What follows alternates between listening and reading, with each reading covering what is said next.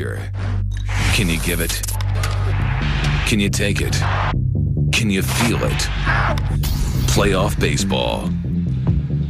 Baseball's postseason begins today from a cathedral of the game, historic Yankee Stadium. And the Yankees begin their quest for a return to the World Series against the underdog Minnesota Twins.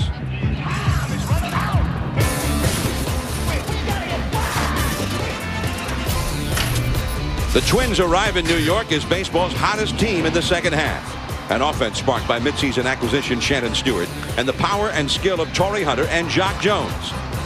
Young Johan Santana makes the start today, backed by LaTroy Hawkins and Eddie Guardado in the bullpen. As always, the Yankees' expectations for the postseason are high. Former Tokyo Giants slugger Hideki Matsui, consistent all-star catcher Jorge Posada, and a healthy Derek Jeter joined powerful Jason Giambi back of starting pitcher Mike Messina. The race for the crown begins in the house that Ruth built now. Pressure. Can you feel it?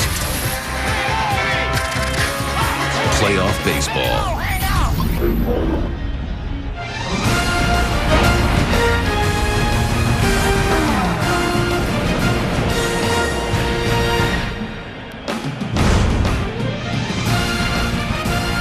It's a beautiful autumnal day at Yankee Stadium, New York. Scattered clouds overhead as the Yankees get ready to host the Minnesota Twins in Game 1 of this best-of-5 division series. Hello, everyone. I'm John Miller, and welcome to Yankee Stadium. Today, baseball in the postseason returns to ESPN. We are honored and proud to be here to cover it as the New York Yankees, one of the great franchises in any professional sport. They always seem to be here in postseason play, but the Yankees have that sense of urgency now because they haven't won it in a couple of years. The Minnesota Twins, well, they were just happy to be in the show last year.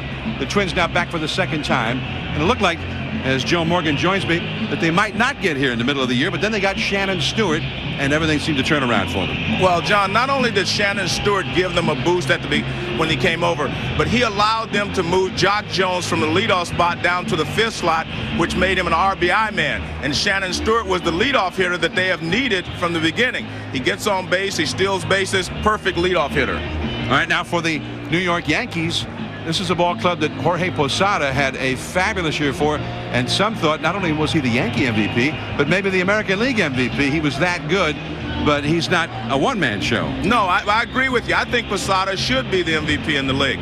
But the real key to this Yankee ball club is Alfonso Soriano. He gets them off to great starts. Not only does he hit home runs, which he hit a lot of leadoff home runs this year, but he steals bases. He sets the tempo.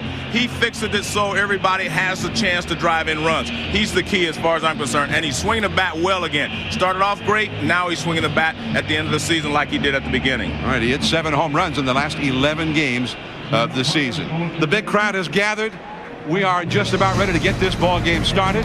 Mike Messina has been warming up in the bullpen, the veteran who makes his 12th postseason start here today. Johan Santana, the Minnesota starter. This is his first starter in postseason play. Stay tuned. Game 1 about to begin. Postseason, it used to always be thus at Yankee Stadium, but has not been for many, many years. We saw Yogi Berra before the ball game, and that reminded us of the way it used to be here. And we can expect those long shadows of the autumn later on today, and that will be a part of this ball game. Joining our crew today for the division series is Gary Miller. Gary?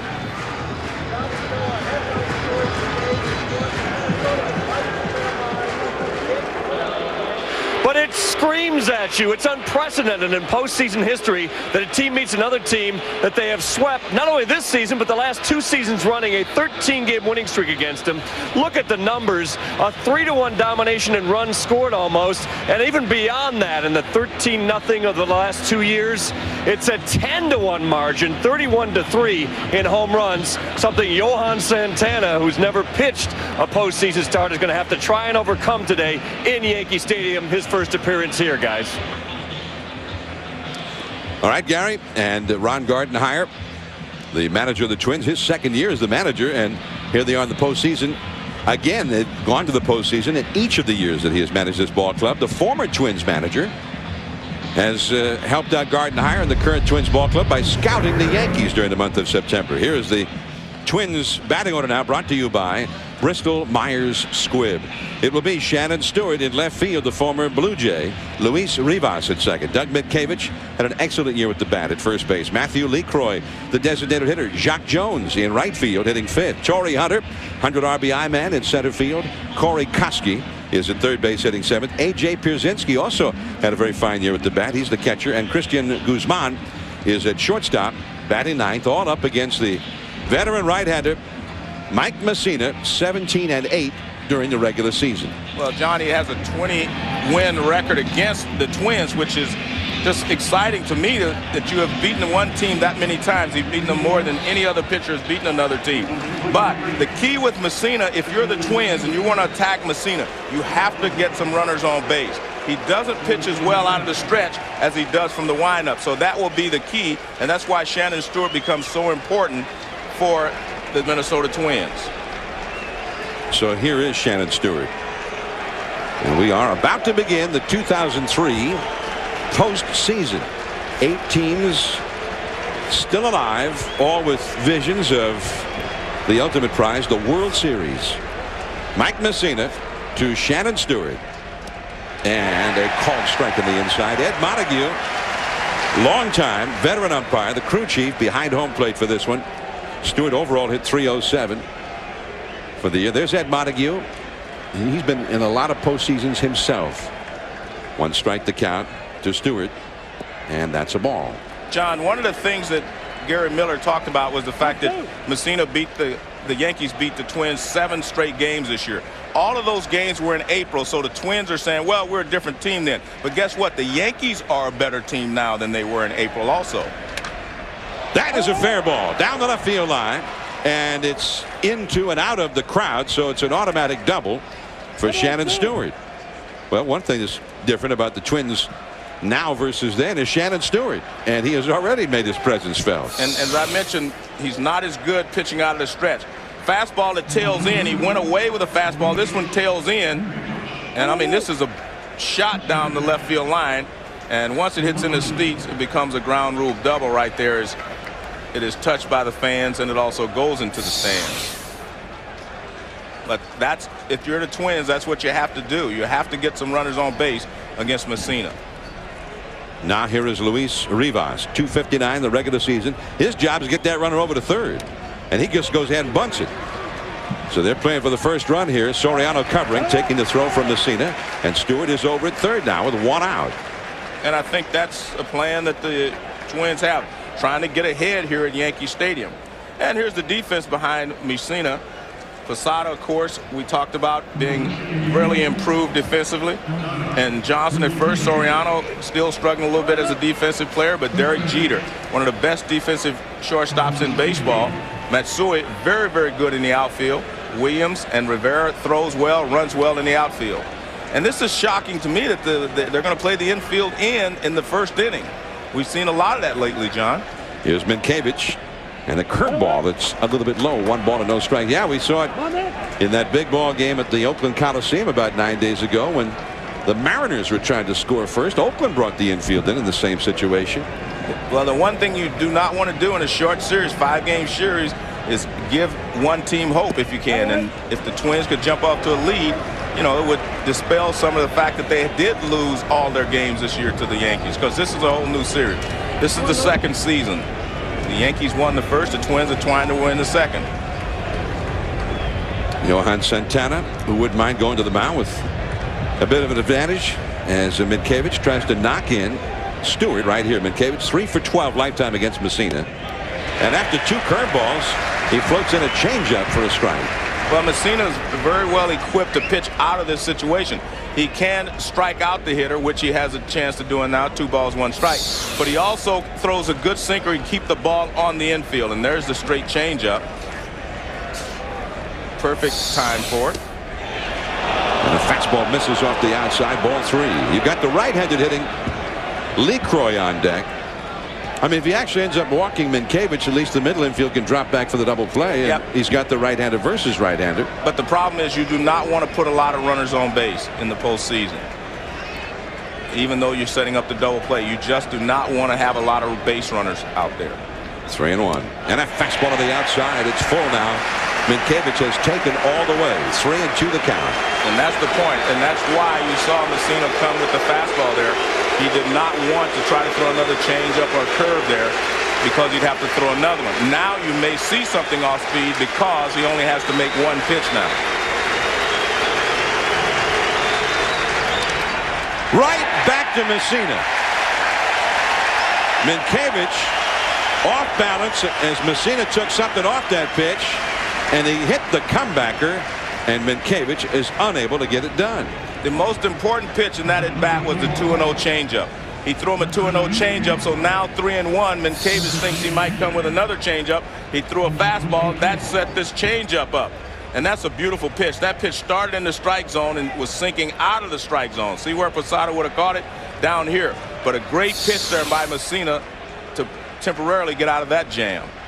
Now Lee Croy, and that's ball one, down and away. The infield back normal depth with 2 down as the sun pops through from behind the cloud now.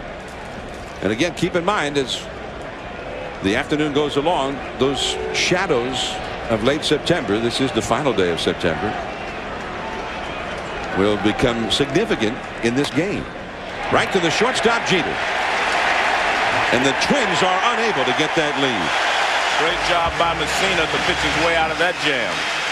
Now Soriano, Johnson, and Jeter coming up for the Yankees against Santana. Twins nothing. Yankees coming up. There's Joe Torre, Yankee manager, back in the postseason again. They've been in the postseason every year that he has managed the Yankees. Don Zimmer alongside on the right, and Mel Stottlemyre, the pitching coach, to the left. Now the Yankees batting order brought to you by Bristol Myers Squibb. It'll be Soriano at second, then Nick Johnson at first, Jeter at short, Jason Giambi the DH, Jorge Posada the catcher, Bernie Williams in center, Hideki Matsui left field, Aaron Boone, the former Red, at third base, and Juan Rivera in right field, batting ninth against the 24-year-old lefty Johan Santana. 12-3 overall, and one of the hottest pitchers in the league down the stretch. Well, he didn't go into the rotation till late in the year, but he pitched really, really well. But the key for him is going to be his fastball. How well he can locate his fastball and stay ahead of the Yankee hitters. If you can get ahead of them, then you can throw them off speed pitches. But if you fall behind, they make you pay. So here is Soriano. First ball swinging, one hop to Koski. And there is one away.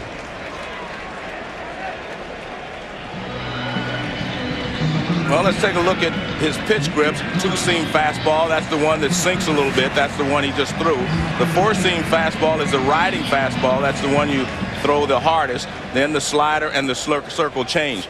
The one thing about the Yankees, they test you right away. By that I mean you're put under the gun with Soriano because he can hit the ball out of the ballpark. He can steal bases. Most teams, you have to wait till the 3rd and 4th hitter before they give you the test as a starting pitcher. But the Yankees test you right away. Fastball misses, 1 ball, no strikes. Soriano, very aggressive. Not unusual to see him swing at that first pitch. This guy's another story, though. Johnson very patient up there, a very discerning eye as he fouls one straight back. 1 ball, 1 strike, hitting .284 during the season, but with an on-base average of .422. But what I like about Nick Johnson, John, is he doesn't go up there looking for a walk. He goes up to get a pitch that he can drive, as we saw swinging at the first strike he saw there. But he's very patient in that he doesn't swing at a lot of bad pitches, but he does go up there trying to get a base hit. He's not standing there trying to get a walk. 14 homers, 19 doubles. He spent a great deal of time on the disabled list. He ended up playing in 96 games, but was so successful that finally, with about a month remaining in the season, Torre made it permanent that he played or hit in the 2nd spot against all pitching. On the move is Stewart, and he gets there. You run out of room in a hurry in that left field area when you go toward the foul line. The stands come out real close to the line, the last, 90 to 100 feet down the line. Well, it was a good fastball. As I said, with Santana, the key is going to be the fastball. He jammed Nick Johnson, and that's a lot tougher play than it appears on television. I actually thought it was going to drop in when it was first hit because they kind of closed the gaps in the outfield. They give you the lines here at Yankee Stadium because they're so down. The lines are so short. They play they're trying to close these gaps out here, so they play off the lines.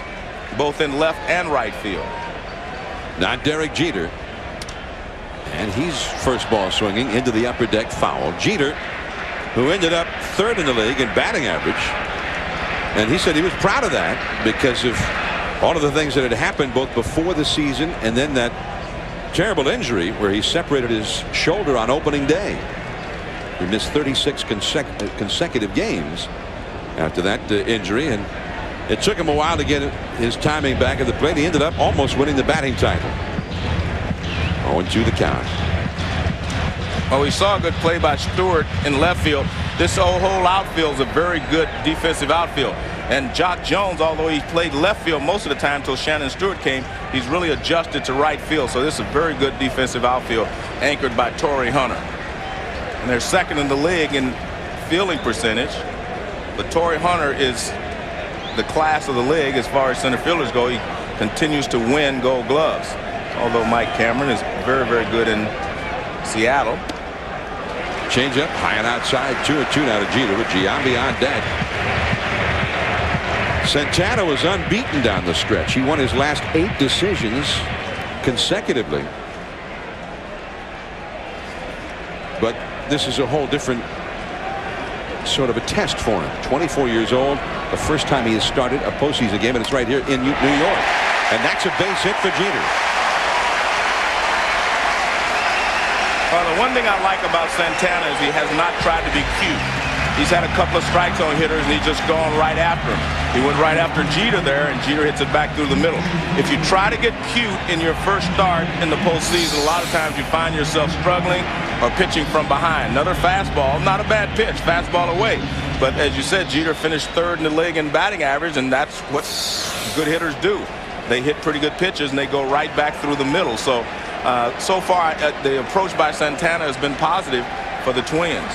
But you're still facing an awesome lineup here with the Yankees. And here's the Yankees' big power threat. 41 homers for the year, 4th in the league. Jason Giambi. And he goes after the first pitch, fouling it back. So, I mean, that also must be part of the scouting report on Santana. Well,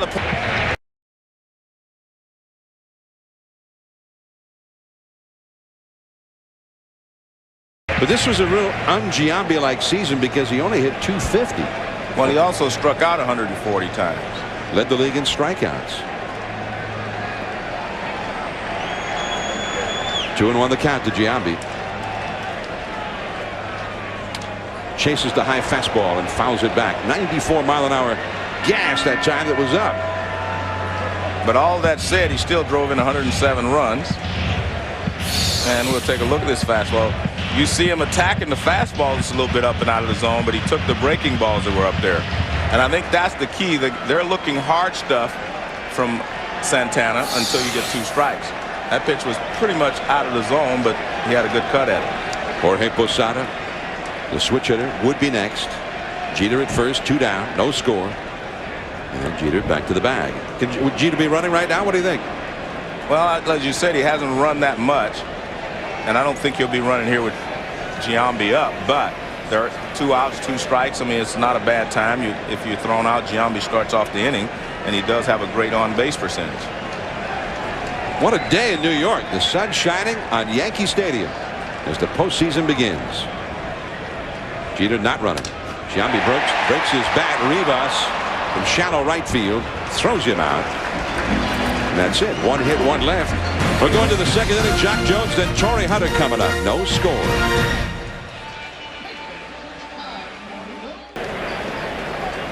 Baseball of the postseason from the house that Gehrig built. I'm changing that a little bit.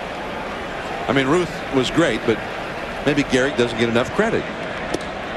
So we already have a controversy that is flared here in the booth. There's ball 1 to Jock Jones. Jones hitting .304 for the year, 16 homers, 69 batted in, but he was plagued by a groin injury. As Messina with a slider in on the hands that time, bounce foul. 1 ball, 1 strike. John, I've done a lot of Yankee games in the postseason. That's because they're always in the postseason. But when I talked to Joe Torre today, he was more relaxed today than I've seen him in the last 4 or 5 years, even when they were winning the championship. He was very relaxed today, which, you know, kind of surprised me. because he's usually just a little bit uptight. He's never, nervous, but he's usually just a little bit more uptight. But today, I mean, there was nothing but relaxation in his voice, in the conversations we had.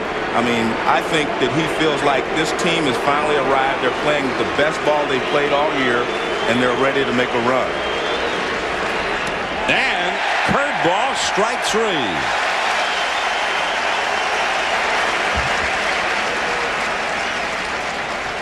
The Yankees played great at the beginning of the season, the first part of the season, and they played great at the end, and that's what's important. Well, here's the big curveball. I mean, he has two different types of curveball. He throws a knuckle curve and then the other curve, and this one is pretty hard. It was flatter than normal, but definitely a strike. Now, Torrey Hunter, he really struggled much of the year. Fastball inside to Torrey. He ended up driving in 102 runs, 26 homers, but with only a .250 batting average. I mean, we're used to seeing him hit .290, 300. But he still got his 100 RBIs, and that's what's important for this ball club. And that one's too low. 2 balls, no strikes to Hunter. Corey Koski is on deck. No score from Yankee Stadium. Now, for years, day games, late September into October, the World Series, were the norm here. They always played in the afternoon. And the shadows were so often a big part of the story. But it's been a long time since they played a postseason game in the sunlight here at the big ballpark. But in talking to Torrey, they played a lot of games during the season at 1 o'clock, so everyone's pretty much used to it now. Soriano throws out Torrey Hunter, although we saw Yogi Berra before the game. And the shadows and the low riding sun later in the game are a little more intense this time of year than most of the regular season. But you're right, they played here recently. The Twins haven't played here since April, and they might have a few things to contend with when those shadows start to get long, especially Shannon Stewart in left field. Left field becomes a real tough sun field. Here's Koski, .292 average, 14 homers, 69 batted in, and that is just foul. Ted Barrett, the first base umpire, right there to make the call. 0-1 the count. I asked Yogi about it when we were down at Joe Torre's office, and he said that late in games when the shadows would advance out beyond home plate, he'd face some pitchers' great fastball and he couldn't see. 0-1 the count to Koski. And the changeup is in the dirt. 1 ball and 1 strike. This series will adjourn after this game for a day and then reconvene on Thursday night. We'll be back under the lights on Thursday. And Andy Pettitte, a 21-game winner, will go for the Yankees in that game against Brad Radke, the veteran starter for the Twins. And a pop-up. Jeter into shallow left. And that's the inning. Jorge Posada coming up for the Yankees. Then Bernie Williams and Matsui. No score.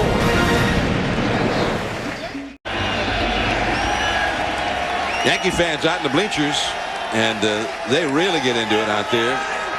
They have chants, they sing songs. The big ballpark in the Bronx, we saw Reggie Jackson before the ball game. He used to call it the big ballpark in the Bronx. Reggie said that, they used to call him Mr. October. He says he still does better in October even now. There's ball 1 to Jorge Posada. Reggie Jackson, Mr. October, he's commemorated out there in Monument Park. One of the great Yankees from over the years. Posada might have broken his bat on that one, and Rivas throws him out. There is 1 away. This is the start of the baseball postseason. There will be more division series action coming up a little bit later. At 4 o'clock Eastern, 1 Pacific on ESPN. It'll be game 1 from beautiful Pacific Ballpark in San Francisco. Barry Bonds and the Giants up against the Florida Marlins. Josh Beckett, the young right-hander for Florida, and Jason Schmidt, a Cy Young candidate, will go for the Giants. Then tonight at 8 Eastern, 5 Pacific on Fox. The Cubs and the Braves, Kerry Wood up against the 21-game winner Russ Ortiz at Turner Field. Atlanta. I mean, there's some real great matchups in this first round of the postseason. And Bernie Williams takes ball 1. I think Bernie's going to be a key for the Yankees during this run if they're, able to advance, because you're used to having a switch hitter hit fourth in this lineup, and he has been the stabilizing guy over the years for this ball club. Kind of an unsung hero, but he was always the guy right in the middle of all the rallies. He was the guy that extended the rallies. He never ended a rally. He was the guy that just continued things going, and being a switch hitter, it made him even more valuable. So I think that they need him to get going, and he's not had the Bernie Williams type season since he came back from the injury. Bernie, a .308 career hitter as he takes strike two coming into this season, but he hit only .263 this year. Well, the injury, in the post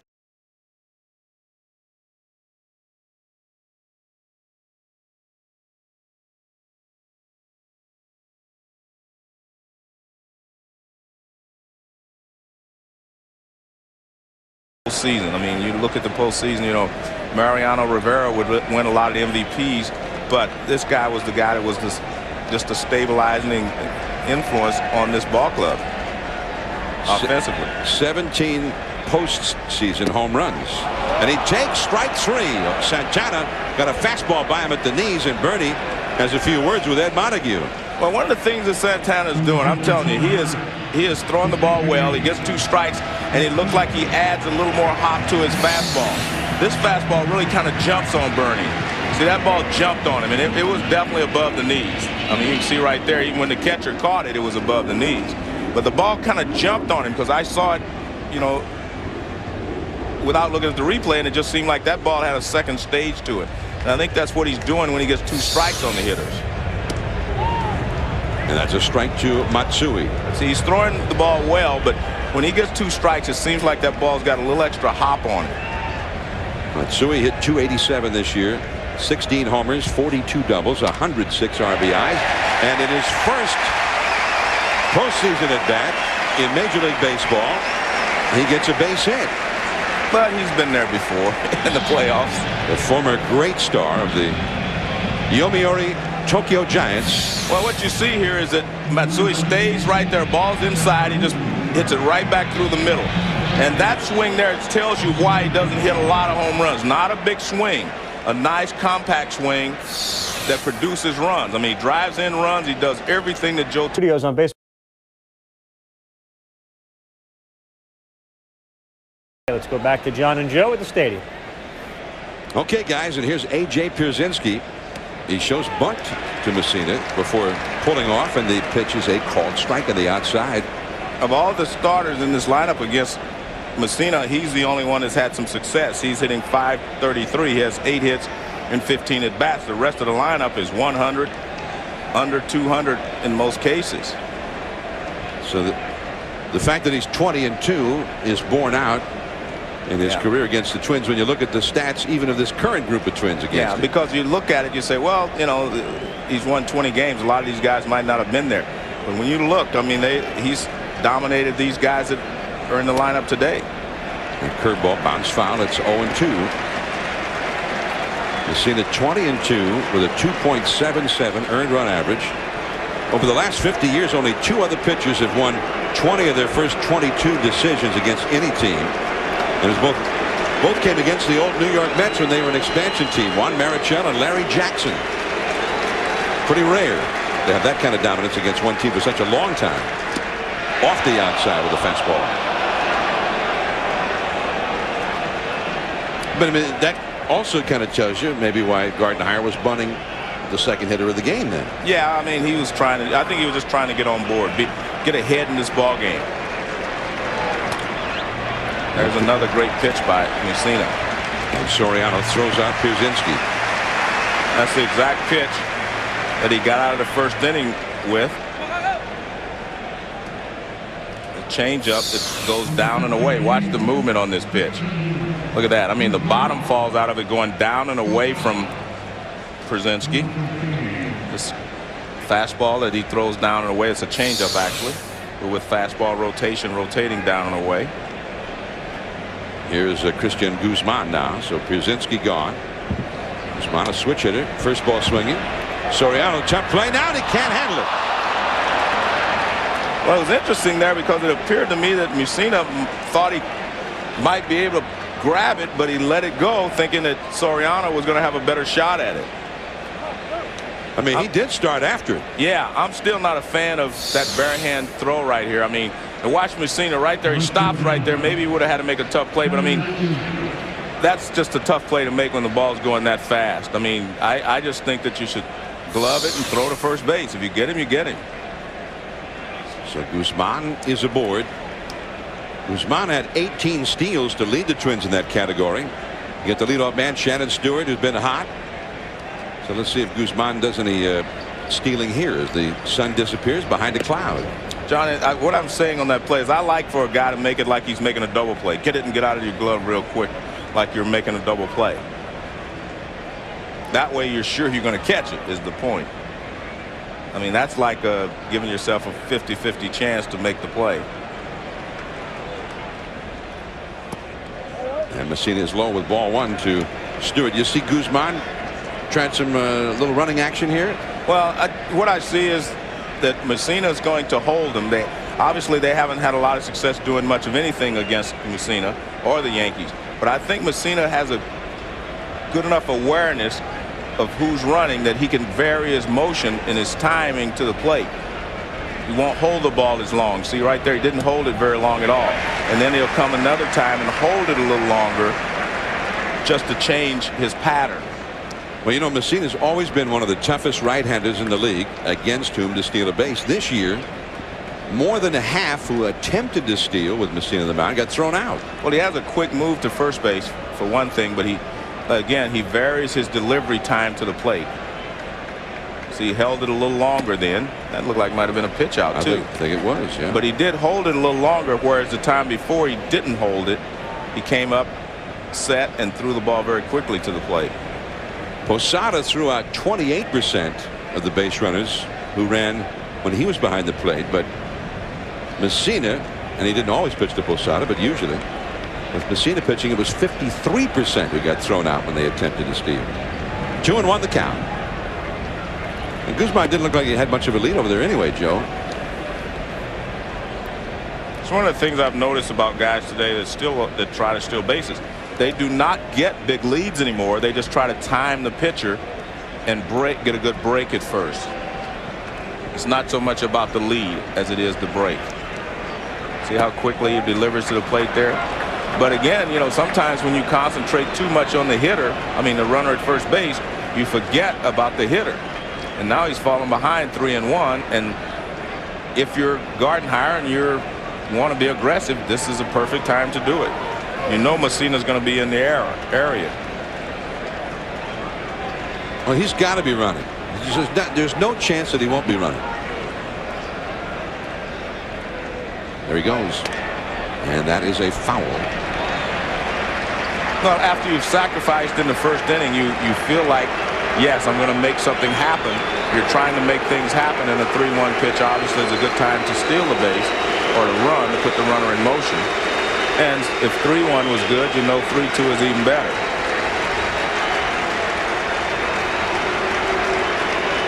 Well, they started this back in '78 when Ron Guidry started striking out everybody. 2 strikes. They get into it at Yankee Stadium, and here they also add the Moose chant. There goes Guzman. And that's a base hit to left for Stewart. And he's going to be tested. Matsui throws. He is safe. Man, that is postseason baseball right there at its best. I mean, Guzman says, I'm going to make something happen here. I mean, it looked like he was going to be out by 15 feet there. Great acceleration by Guzman to get to third base.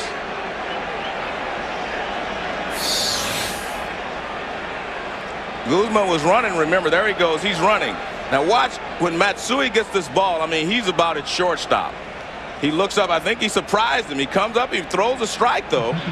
But just the speed of Guzman allows him to get in under the tag. Well, at least that's what the umpire said. Well, you know, he might have missed the tag. That's into center field. Bernie Williams in very shallow center. And here comes Guzman.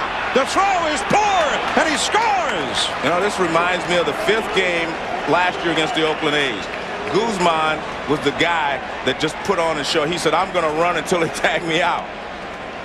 I mean, that is a Guzman run right there. Great job of base running and just showing speed. The Twins have stolen a run courtesy of Guzman, and Luis Rivas with a little bloop into shallow center really didn't get it done, and yet he got it done.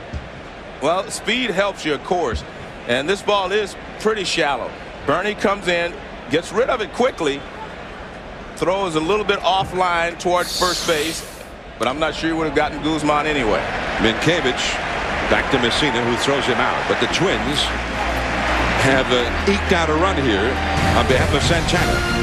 1-0 Minnesota after 2.5. The Yankees have fallen behind in this one. 1-0 Minnesota. Juan Guzman, or rather Christian Guzman. Christian, I beg your pardon. Christian Guzman just took off and wouldn't stop, and it turned it into a run. Well, it actually started with the chopper you hit to Soriano. Soriano was pressured because of the speed of Guzman, and then he just went up, proceeded to go first to third on the ground ball. And that is strike one on the low slider from Santana. This is what postseason baseball is all about, though. No fear. I mean, Guzman shows no fear in just hustling over to third base, putting pressure on the defense. He put pressure on Soriano with the chopper, and his speed puts pressure on Matsui, and you see Boone just barely misses him, but he does miss him on his first swipe. So great job there by Guzman. And the team that shows no fear, the guy that's going to, I'm going to take the extra base, I'm going to do what I have to do. And that's always been Guzman. You see, Boone is kind of leaning this way, and then he reaches back, and he's not able to make the tag. Jerry Davis right there to make the call, and he got it right. Yeah, see, he's not over on that side of the bag where he can reach Guzman. Guzman does a great job of sliding to the corner out there. He slid to the outside corner, and Boone missed him. So I think it shocked a lot of people when he took off for third. Well, it definitely shocked Matsui in left field, because he looked up and then he saw him go and he rushed his throw, and his throw was a little high, and that's the reason. But I actually thought that they had a clear shot at him when the ball went in the outfield, because he was only a shortstop when the ball got to Matsui. Juan Rivera, 1 ball, 2 strikes to count, not 2-2. Well, the other point, it was a good point you brought out. I mean, Guzman got on base in the first place with that slow chop in the second, which was curiously let go by Mike Messina. It looked like he might have been able to just jump off the mound and go get it. Well, I think Messina thought that Soriano was going to be playing in shallow because of the speed of Guzman and be able to make the play. And I think that you try to make that play like a double play. The bare hand play is just very difficult to make. That's like a last resort kind of thing. That one's foul. Still 2-2 to Rivera. And you see a little different approach here by Santana. In the first inning, every time he got 2 strikes on the hitter, he tried to put him away with the fastball. And here he's mixing in some breaking balls. And I think you have to do that the second time through the order to show them a different look, because pretty soon they're just going to sit dead red, and 1 or 2 of them are going to be able to hurt you. So I think he's doing a good job here of changing his pattern here in the third inning a little bit. Andy Pettitte looking on. He'll be the game 2 starter for the Yankees as that ball is driven foul by Rivera. Leadoff man Alfonso Soriano on deck. Nick Johnson to follow him. Thursday night, game 2 here with Soriano. And it will be Pettitte, 21-8 during the regular season, up against Brad Radke, who, like Santana, had an outstanding second half of the year. It was Radke who beat Oakland last year in game 5 of the division series in Oakland.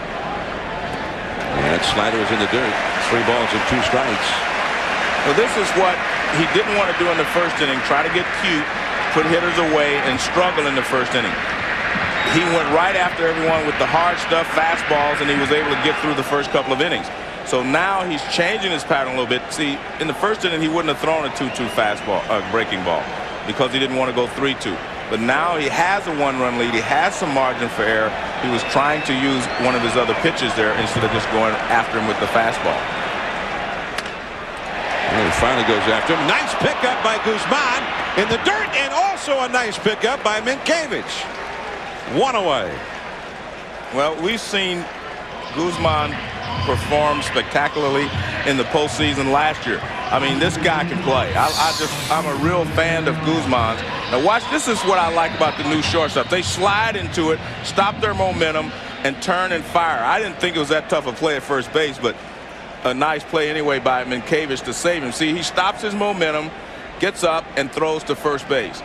See, a lot of times you see guys running, then they have to try to whirl and throw, and they can't get enough on the throw. Well, he stopped his momentum, got up, and threw it to first base. Nice play.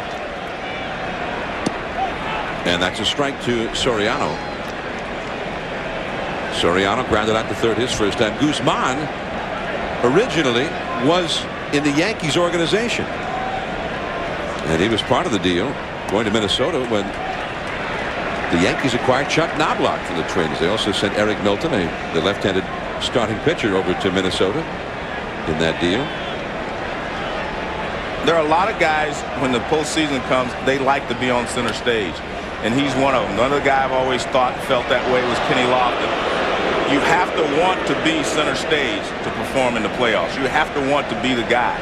And, you know, a lot of guys do not want to be center stage. They want to do what they did during the regular season. But to win in the playoffs, you have to step it up. You have to play a little better in the postseason than you did in the regular season. You have to have more intensity. You have to want to be the guy batting in all situations. You have to be the guy wanting the ball hit to you.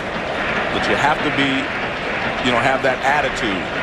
And, of course, the Yankees have a lot of guys like that, which is evidenced by the fact they won 5 World Championships at one time. But when you're facing the Yankees, you have to be the guy that steps up. And I really like Guzman. I mean, I saw him do it last year against Oakland, and he's trying to take over this year against the Yankees. 1-0, the Twins out front, courtesy of Guzman. And he changed up on him and struck him out. And that's the point. He's going to other pitches now. He got through the first with his fastball. Now he says, hey, I can use my other pitches. And you see Soriano looking fastball here because that's what he saw in the first inning. He's looking fastball. What does he do? Change up on him way out in front. Look at that. I mean, he's way out in front. And that's going to stick in a lot of the Yankee hitters' minds, how he's changing now that he's gone into the third inning. Here's Nick Johnson. Slider in the dirt for ball one. Johnson hit a fly ball to left his first time. Twins lead 1-0. The wind, this late September breeze blowing out to left field, which will often mean that it will hit everything out there in left field and come back in and help a pitcher. It's not necessarily good news at Yankee Stadium for a hitter when they see the wind blowing out to left field like that.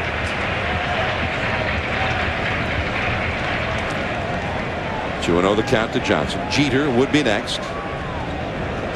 The sun has disappeared behind a cloud, at least for a moment here. It's trying to break back through. Yogi Berra said in the old days, when they always played World Series games in the daytime here, that the hitters would all pray for cloudiness so that they could see the ball. That's too far in. 3-0 the count.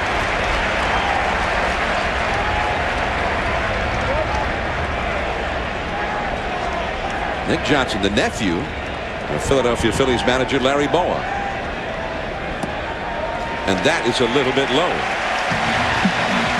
Well, we just saw Santana strike out Soriano with that changeup, and we asked him to explain that changeup to us. I put my fingers around the ball and to make sure take care of this seam right here, you know, because that's the one that gave me the feeling that I'm having a good grip. So. And of course, the key in this pitch is the arm speed. You know, it depends on how you throw it. Well, it's pretty much a variation of the circle change. And as he was saying there, it's the most important part of a changeup is the arm speed. It gives the hitter the impression that it's a fastball when it's actually a changeup. This is Jeter. Johnson at first. And suddenly Santana has lost his strike zone. Well, John, I think what he did, he threw Nick Johnson 2 sliders. And he fell behind 2-0, and then he tried to make a pitch inside 3-0, and now he walks him. The one thing he can't do is fall in love with the breaking balls. We've seen him throw some things this inning that he's been successful with, but you can't fall in love with it. His best pitch is still going to be his power fastball, moving it in and out.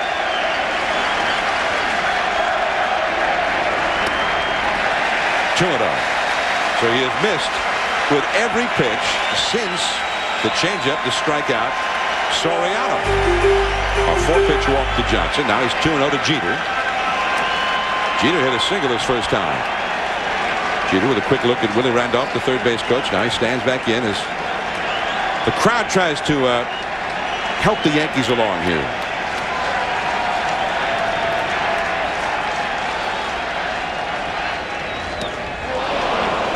Two and one.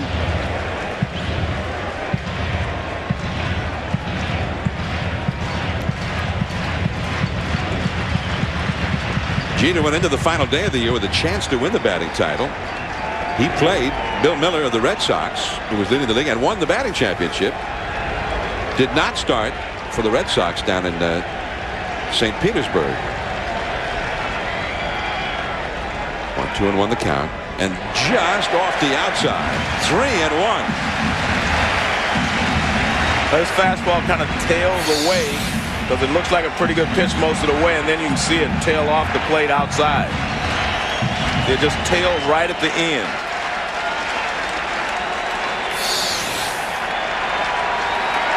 It's 3-1 the count.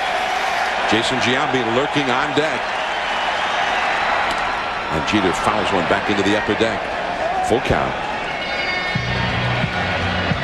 Brzezinski out alerting all of his teammates that 2 men are gone.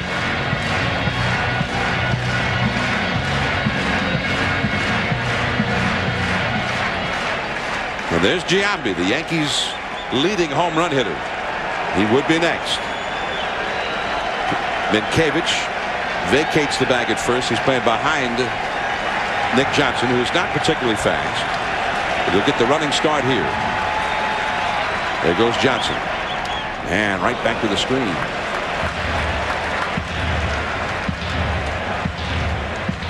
He's getting the ball up to Jeter. I mean, he's thrown 3 fastballs that were up.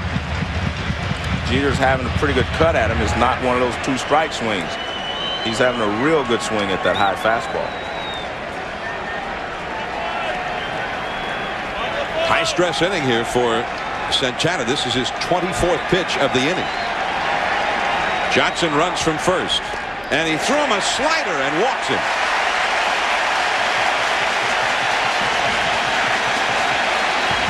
So with 2 down and nobody on, Santana, the young left-hander, pitching for the Twins in the postseason as a starting pitcher for the first time, has walked 2 in a row. Now he's got to face the slugger, Jason Giambi.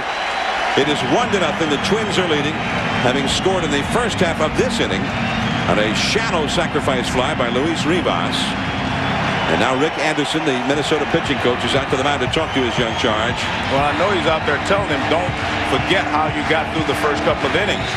I mean, all of a sudden you're throwing a 3-2 slider with Jason Giambi on deck. I mean, you were getting guys out with your good fastball the first couple of innings. It's okay to mix in the breaking ball, and that's great. But you rely on your fastball. That's your best pitch. I mean, and to throw Jeter a 3-2 slider there, I mean, that's like going for the strikeout. And that's okay if you got a runner at third and less than 2 outs. But in that position, you want Jeter to put the ball in play. And you saw that pitch count. 49 pitches thrown by Santana already. They limit him usually to around 100, 105 pitches or so in a game. So here is Giambi. Johnson at second. Jeter at first. 2 down. Came right after him with the high fastball, and Giambi fouls it back into the upper deck.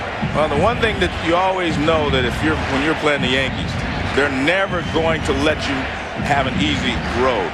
You're going to have to battle all the time. If they're making outs on 1, 2, 3 pitches, pretty soon you're going to see it take 4 or 5 pitches. They're going to adjust to whatever you're doing out there. They will make you work. Yanks with the runner at second for the first time in the game. Oh man, up and in, he really jammed him, and the count is 0-2. And I'm watching Giambi, and he's looked a little bit out of character too, because he's swinging at that high fastball up and in, and that's the pitch that bothers him most. It's hard for him to handle this pitch up and in, but I've seen him swing at it 3 times, and that's a tough pitch. I mean, he's usually a little more patient and make you get the ball out where he can attack it. Those are tough pitches to handle. Those are pitcher's pitches right there. 2 on, 2 out. 1-0 Minnesota. And he struck him out again, going out of the strike zone, and Giambi chased. Santana makes short work of Giambi after struggling through the rest of the inning. LeCroy coming up, 1-0 Twins. Mike Messina back on the hill now for the Yankees. The cleanup hitter, Matthew LeCroy, leads off here for the Twins. 1-0 Minnesota ahead. The curveball in there for a strike. Jack Jones and Torrey Hunter will follow. LeCroy 287. He had 17 homers, but in only 345 at bats. He's got lots of power. Messina drops down with that breaking ball. Popped up. Nick Johnson down the line, but not much room in foul ground down there. Out of play. 0-2 the count. This being a Tuesday, they either get dressed real well to come to Yankee Stadium, Joe, or maybe some guys are taking a long lunch today. 0-2 the count to LeCroy. And a fastball off the outside. 1 ball and 2 strikes. Well, this is news. The anchor man, Dan Rather of CBS, here looking on today. That must have been the pass that you left. No, that's George. That's the owner's passes. 1-2 the count to LeCroy. Reach. Is that your final answer? And the Donald. That's a pretty impressive pass list you had today, Joe. All your buddies are here. 1-2 the count. And 2-2 now.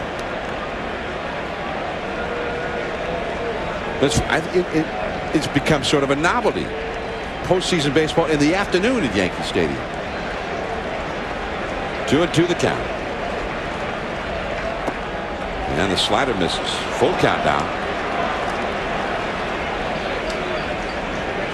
I think what you're seeing, with Messina and maybe even with Santana is the pressure of postseason baseball, and that is you do not want to make a mistake. You want to make sure that all of your pitches are exactly where you want them to be. Oh, man. That was exactly where LeCroy didn't want it to be.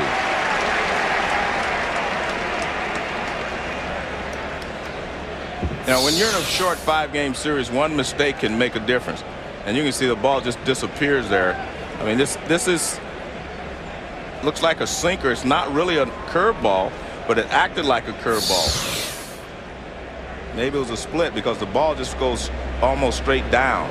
Well, that's a good point, because for the first time this year, Messina started throwing a split. Yeah, because I didn't remember him throwing one in the games I'd done before. All of a sudden, he just threw one day.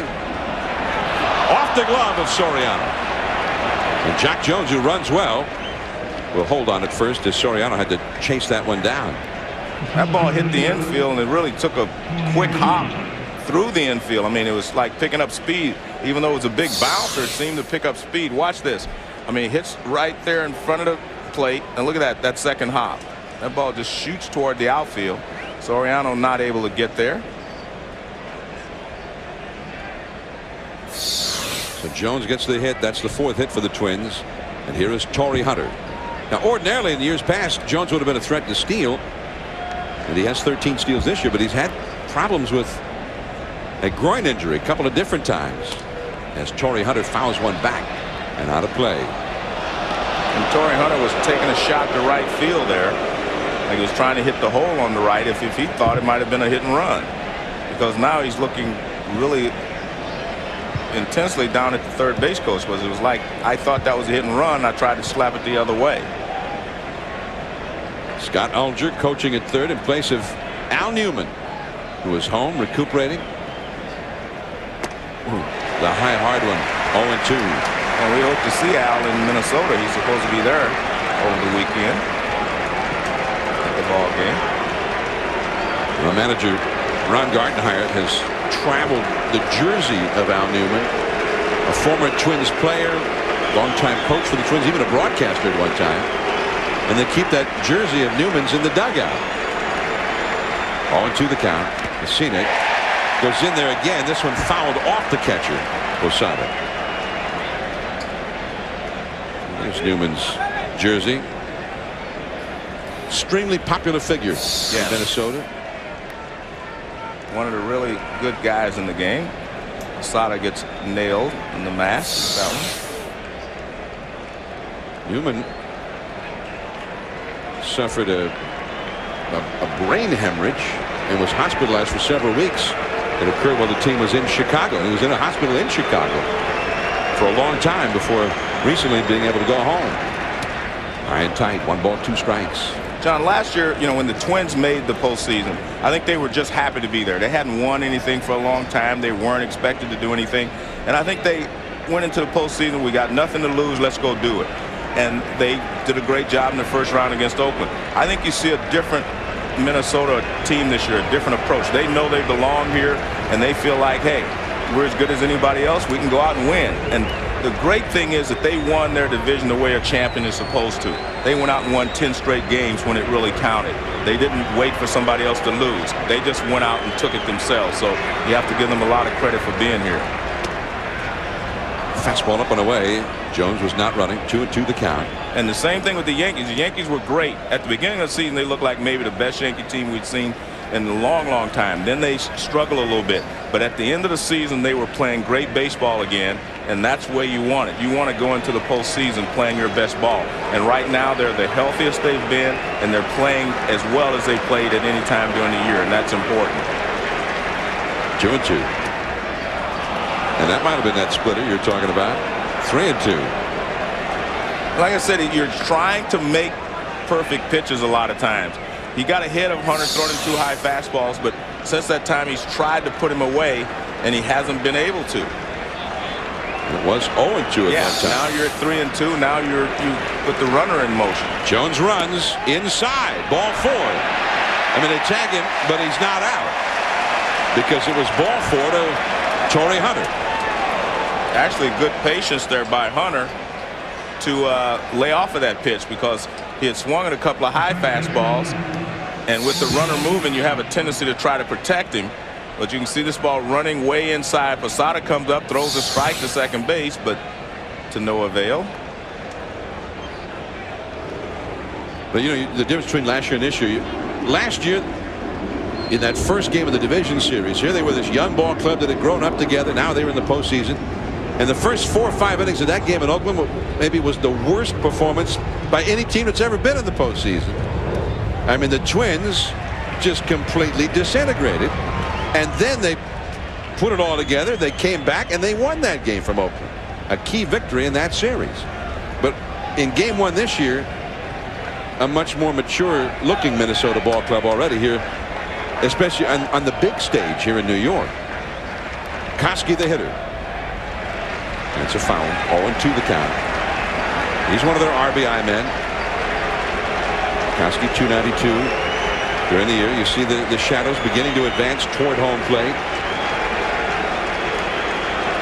Koski popped out to short his first time. He's only had 1 hit in 15 career at-bats against Messina.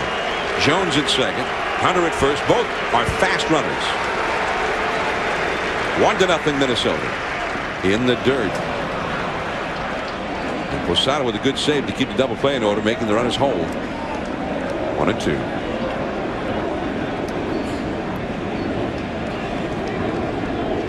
You see 1 hit, 15 at bats for Koski against Messina, a couple of walks. And that's not too unusual in this Minnesota club. I mean, not many of them have ever had any kind of success against Messina. 34-year-old right-hander from Montoursville, Pennsylvania. And the high fastball foul back and out of play. Messina pitched his first major league game when the Minnesota starter Johan Santana was 12 years old. Messina had been in 5 All-Star games. This is his 6th start in the division series. He's had 4 league championship series starts and 2 World Series starts. But he is trailing the young Santana right now. 1-0 in the 4th. The Twins with a threat. Johnson, Messina over to cover in time. The runners advance. Jones to third, Hunter to second. 2 down.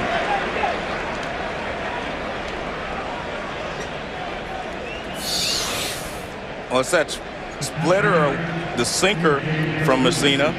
He gets over very quickly, and he is able to cover, and then he's aware that there's a runner at third. Because he falls off to that side a little bit, it's very easy for him to cover the bag.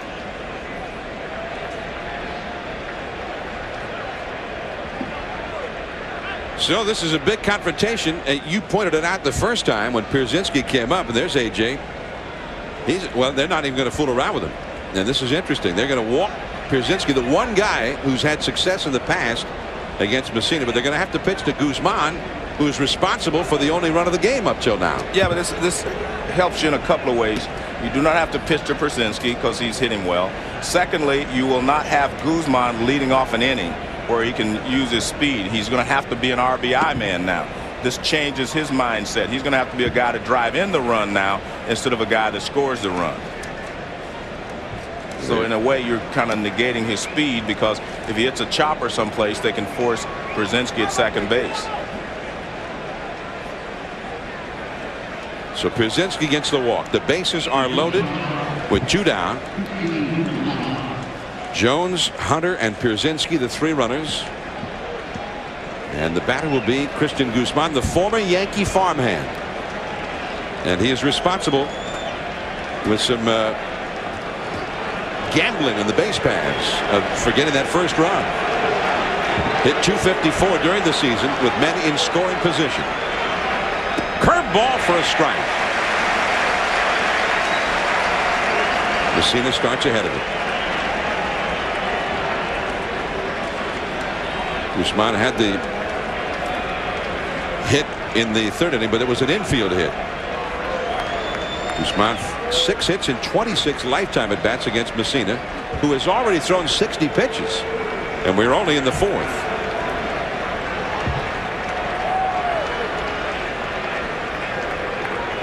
Twins in need of a clutch 2-out hit. Messina trying to prevent that. Fastball, strike 2 call.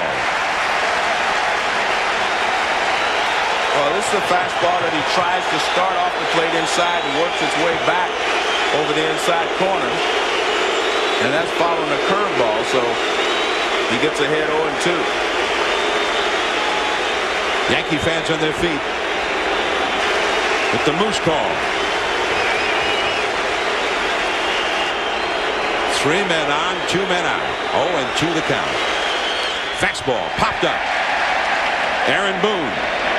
He has room, and that's the inning. The Twins leave them loaded. 1-0 Minnesota. Posada and Bernie Williams coming up.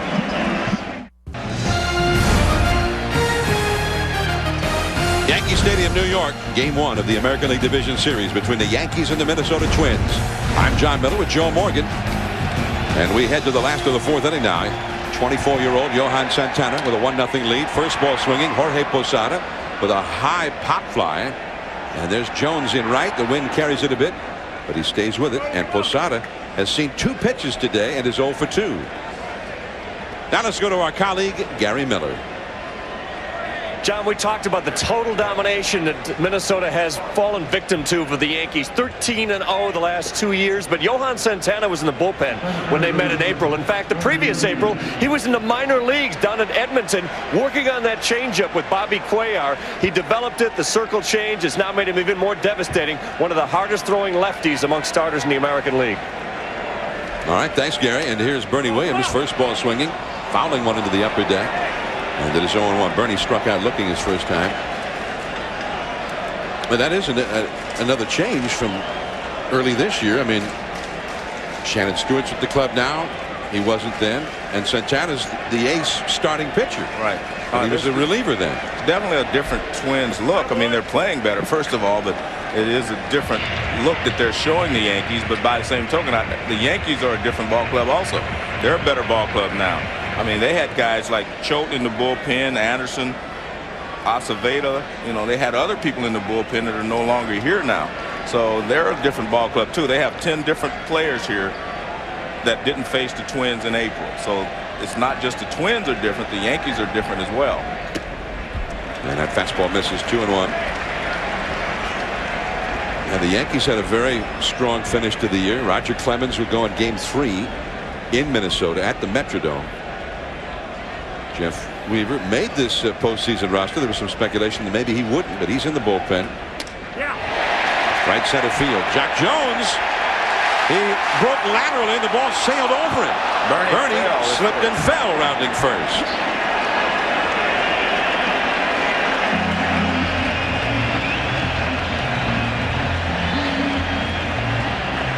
Well, the ball was hit a little harder than Jock Jones thought. And remember, Jock Jones was a left fielder most of his career. Now he's playing right field. The ball comes at you differently, especially from a right-handed hitter. And this ball kind of slices back to him, but it's over his head. And you can see he went right towards the line rather than going back. He went up toward the line of where the ball was going to come down. He didn't go back on it. And Bernie stumbles rounding first, so he has to stay there with a single. But Jock Jones was an excellent left fielder, but when Shannon Stewart came over, he had to move to right field. And Jock misjudged that ball, so it's a hit for Williams. Here's Matsui. Matsui, who was a great slugger for the Giants in the Japanese Central League. He hit 50 home runs there last year. Joe Torre said that he knew he wasn't going to be that type of hitter when he first saw him in spring training. He doesn't really get the barrel out in front. And that's why he's not going to hit a lot of home runs until he starts getting the barrel out in front. He stays back through the middle, left center, right center. This could be two. Rivas backhands it to Guzman, 1 to first, 2 double play. And Matsui, who grounded into 25 double plays in the regular year, it's into his first of the postseason. It was all set up because Bernie failed at first, though. 1-0 Twins. Not sure, Joe, but that's what it looks like from here. Yeah, well, I was trying to see his finger split, and I couldn't tell. Some of them are sinkers, and some of them might be splits. That's what John said. He thought it was a couple of them were splitters. Yeah, it looks but definitely. A couple of them look just his fingers are like this and not split, so I can't tell. Yeah. A couple of them look like they're sinkers, but we'll have to get a closer look. Yeah, but he's definitely thrown some splitters. You and Bobby, leave it to me. I'll analyze that stuff from now on. You got it, John. It was a split. Yeah, that was a curveball. Because I don't know. I mean, I'm not gonna. Well, I mean, he never used to throw a split. I know, and unless I see his finger split, I can't really tell. Somewhere during the season, somewhere in the middle of the year, all of a sudden he started throwing one. Shannon Stewart has hit a double and a single. He is 2 for 2. His single, a hit-and-run base hit in the third inning with Guzman at first. He singled to left field, and Guzman just kept on running with a huge gamble. And he made third base, even though the ball got there ahead of him, but Boone could not get the tag on him. Now there it is, Joe. There's the splitter. Okay. Well, I mean, that was 84 miles an hour on the radar gun, so it may have been. Maybe they need to show. Let me see his fingers. This will solve all that. Maybe. Well, no, you can't. I can't. That doesn't look like a splitter to me, but I mean, it's hands, but it could be. Maybe he holds it a little differently than most guys. 2-2. Fastball missing. Rivas and then Minkiewicz to follow. All right, there's the split in his glove, so you're right there. When he gets up on top, I couldn't see it, so that is a splitter if that's the pitch he's throwing. 2-2 the count to Shannon Stewart. Jammed him. Back to the screen. Still 2 balls, 2 strikes. 1 run, 4 hits for the Twins. No runs, 3 hits for the Yankees. The Twins at the top of their order here against Messina.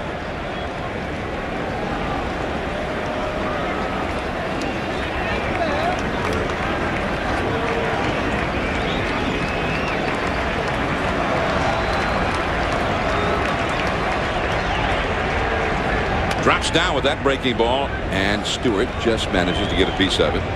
Still 2 balls, 2 strikes. Scott Alger, the third base coach, will retrieve it.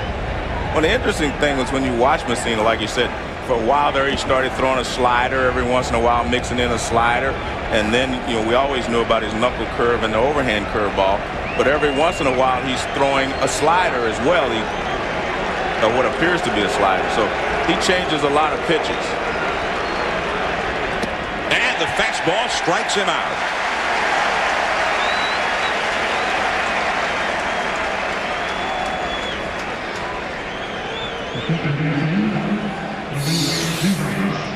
This is a fastball up and away, and Stewart can't catch up with it. He pitched him very well, threw him a couple of pitches down and in, and this one is a up and away. Well, Stewart ends up succumbing, but on the 8th pitch of the battle there. Messina has now thrown 71. That's number 72, a hanging curveball.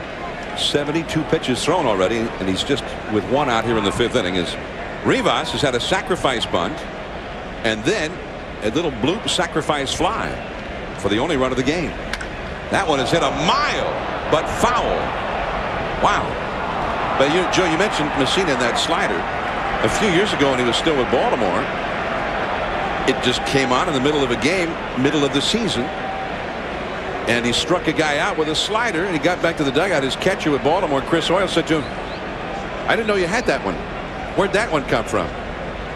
And that was the same way it came on with Posada catching this year with the Yankees with that split finger pitch. Well, and maybe, you know, what Bobby said, maybe he learned it from Roger Clemens. The Rocket, the Rocket doing a little pitching coaching maybe, because he also was the manager here on Sunday, the Yankees final game. Luis Rivas. I think it's easier to coach than it is to manage. I don't know. He's undefeated as a manager. There's Rick Reed up in the Minnesota bullpen. One thing for sure here, the Twins have plenty of arms in the bullpen should they need to go to the bullpen early in the game. They got 3 of their starting pitchers in the bullpen. They're planning to only go with 3 starting pitchers in this series. 2-2 to Rivas. And that's the 3rd. Aaron Boone deep behind the bag. Throws him out. 2 down. Now Minkevich coming up. Rick Reed getting ready in that bullpen. Now Santana had that very difficult 3rd inning. He threw 26, 27 pitches in that inning. And has thrown 59 pitches in the first 4 innings. Well, there seemed to be some concern in the Twins dugout over something, because they were looking at the lineup sheet. But they're concerned over something, whether it's the Yankees that are going to hit this inning or something to do with Santana. And the curveball is in the dirt. Ball 1 to Minkevich, who's hit 2 comebackers to Messina. He is 0 for 2. Now, the Yankees will have 3 right-handed hitters due up in the last half of this inning. Boone, Rivera, and Soriano. Minkevich, who has played most of this year and even last year with a bad wrist. And Matsui takes it, looking up into that fierce glare of the sun on that one. Boone, Rivera, and Soriano coming up. 1-0 Minnesota. Game 1 of the American League Division Series between the Twins and Yankees at Yankee Stadium. Minnesota leading 1-0. They've gotten 4 strong innings from their young left-hander, Johan Santana. But there's something to tell you about. But right now we want to remind you that there will be more action coming up at 4 Eastern, 1 Pacific. ESPN will take you out to Pacific Bellpark in San Francisco. Barry Bonds and the Giants up against the Florida Marlins. Felipe Alou, the Giants manager. Jack McKeon, the Florida manager. Josh Beckett, Jason Schmidt. Then at 8 o'clock tonight, 5 Pacific on Fox. It's the Cubs and the Braves from Atlanta. Kerry Wood versus Russ Ortiz in that one. But something unforeseen. Santana, the exciting young left-hander who led the Twins staff down the stretch, has left the game. We have no information yet as to why he had to leave the game. Rick Reed, the 39-year-old right-hander, has come on in relief. And let's go down to our colleague now, Gary Miller. John, I'm out by the Twins bullpen, and Santana's been pitching brilliantly, but his right leg has started to cramp, and that facilitated the need to bring Rick Reed into the game. A major story. He was shutting them down. They haven't even led this team since April. Well, it was interesting because when Rick Reed was announced, the Yankee fans cheered. They were glad to see Santana leave. But the real question is, what will it do, to the rest of the series? Well, Santana was likely going to come back in Game 4 on Sunday with the 1 extra day, 2 days of rest in this series before Game 3. the game 1 starter can come back in game 4 on full rest. And that was the plan. There is J.C. Romero now up in the Minnesota bullpen. So Reed comes on, 39-year-old right-handed, been in the rotation most of the year for the Twins, although he was only 6-12. They took him out about 3 weeks ago. And Eric Milton came back from the disabled list. Now Reed got 3 right-handed hitters in a row here, and maybe that's all he's going to face. Yeah, because after that they have Nick Johnson, of course, and Jason Giambi. So I guess they're thinking that they're going to try to use their bullpen to finish this ball game. Maybe 3 hitters here from Reed, then bring in Romero and see where it goes from there. Reed pitched in the 2000 World Series, the Subway Series, for the New York Mets. So here he is to face Aaron Boone, then Juan Rivera, and the leadoff man Alfonso Soriano. And quite a different style from what they were seeing from Santana. Reed is more of a finesser, and he has outstanding control when he's right, but he missed with that curveball.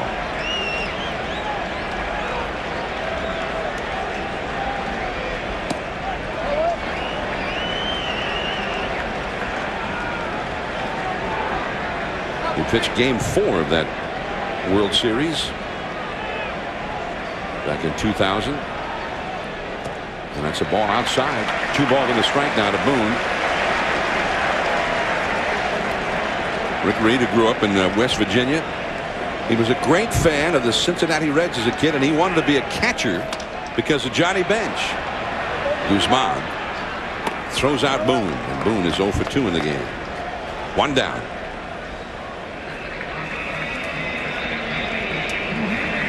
Now Juan Rivera. He was victimized on a sensational play by Guzman back in the 3rd inning. And there have been some little things that have happened in this game. The Twins getting that infield hit by Guzman on a ball that maybe Messina could have come off the mound to handle. And then Guzman taking the gamble on the base paths, and it paid off.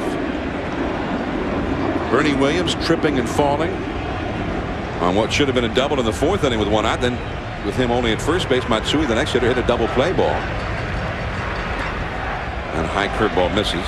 And even Rivera, if his ball had ended up being a base hit,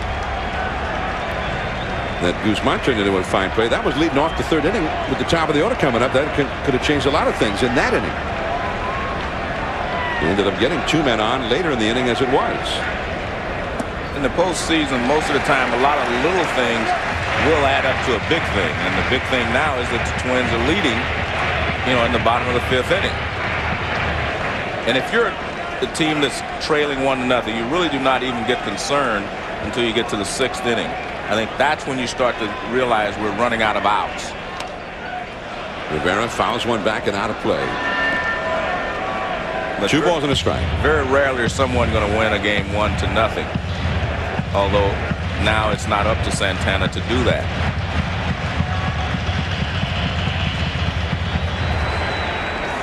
Guzman has scored the only run, and he really just picked the Yankees' pockets to get that one.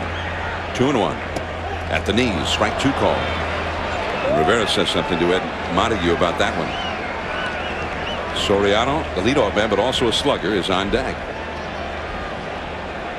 Yanks in the 7 previous seasons under Torre, 4 World Series titles, 5 trips to the World Series, and they've won 57 with only 25 losses in those postseason games. Here's Guzman on the move, out. 2 down. Christian Guzman has been instrumental in getting the Twins this lead. Here's that little bouncer that Messina let go back in the 3rd. And then he went to 3rd on the subsequent base hit. And Boone missed the tag over there. So now he was at 3rd, and Rivas hit a little pop fly into shallow center. And he beat Bernie Williams' throw. And he's also had a pretty good day out on the field as well.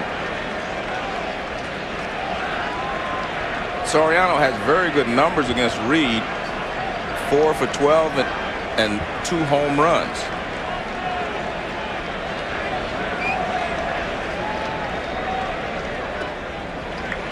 1 ball, no strikes to Soriano, who's grounded out and struck out.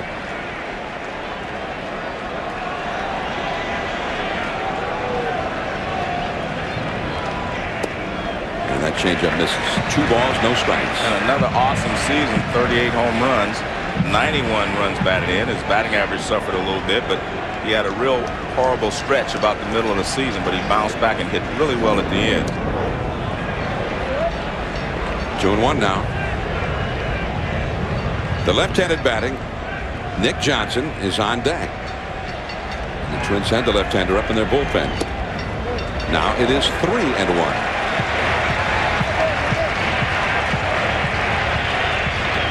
Look at that, the last couple of weeks, 9 homers in the last 14 games for Soriano. Into right center, base hit. That's into the alleyway, and it rolls through. Soriano to second, and he will pull up there. And Joe Torre says Soriano's at his best when he hits the ball to left center, right center, because he can hit the ball out of the ballpark in any direction. And this is a 3-2 pitch that he doesn't try to pull. He just lines it into right center field. And the Yankees have the tying run at second base.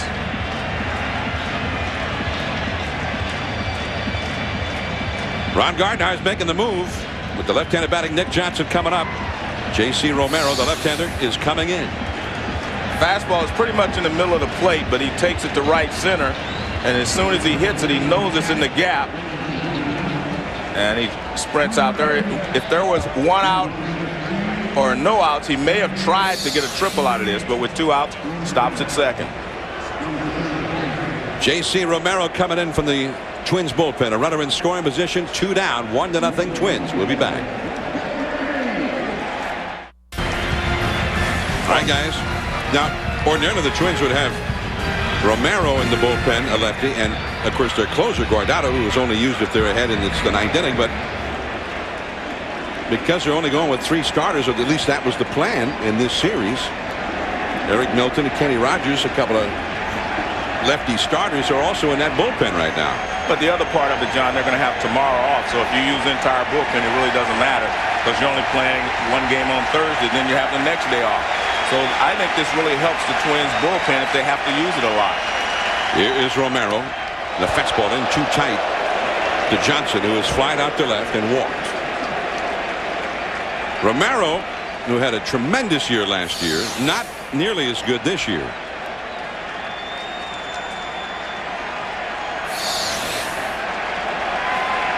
And he was wild. 63 innings pitched, and he walked 42. Just missing inside. You got the right-handed batter Jeter on deck.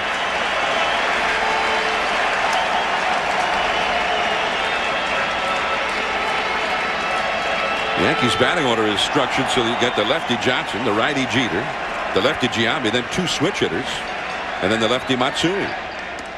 3-0. Well, one thing, if you're looking at the Yankees lineup, they're really not platooning a lot. I mean, you may be platooning Rivera in right field, but talking to Joe Torre, he said the guy can play both ways. He can play against lefties and righties, and that's not a concern. So you're really not doing a lot to this lineup when you bring in a left-hander or a right-hander. I mean, they handle both well. There goes Soriano, and he makes it.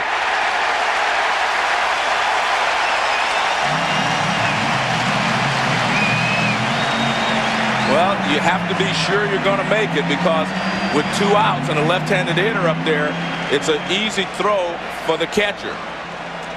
But he does catch everyone by surprise. And I think he caught the third baseman by surprise, and I think that's, well, he starts over, he gets there. And he does a good job of just making sure he blocks the ball. Runner at third now.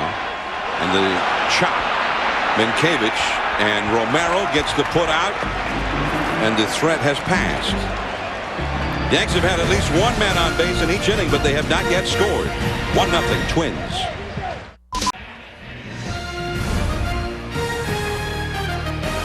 ESPN's presentation of the 2003 MLB Division Series, brought to you by Hampton Inn. We love having you here. Messina has thrown 78 pitches these first 5 innings, and he is behind 1-0. So he throws a first pitch strike to the cleanup hitter, Matthew LeCroy. Jock Jones and Torrey Hunter will follow for the Twins here in the 6th inning. LeCroy has grounded to short and struck out against Messina. Off the outside. 1 ball, 1 strike. The Twins with 4 hits. The Yankees with 4 hits. Each team has had other opportunities to score.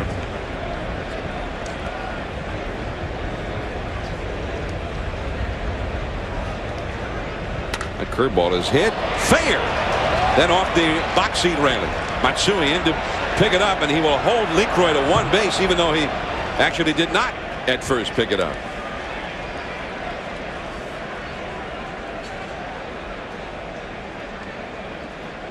Well, LeCroy gets out in front of this as a breaking ball. I mean, he hits it hard down the left field line. It hits off the railing and bounces back off the stands and bounces back out. Matsui got to it pretty quickly, but then he didn't pick it up. But he does hold LeCroy to a single.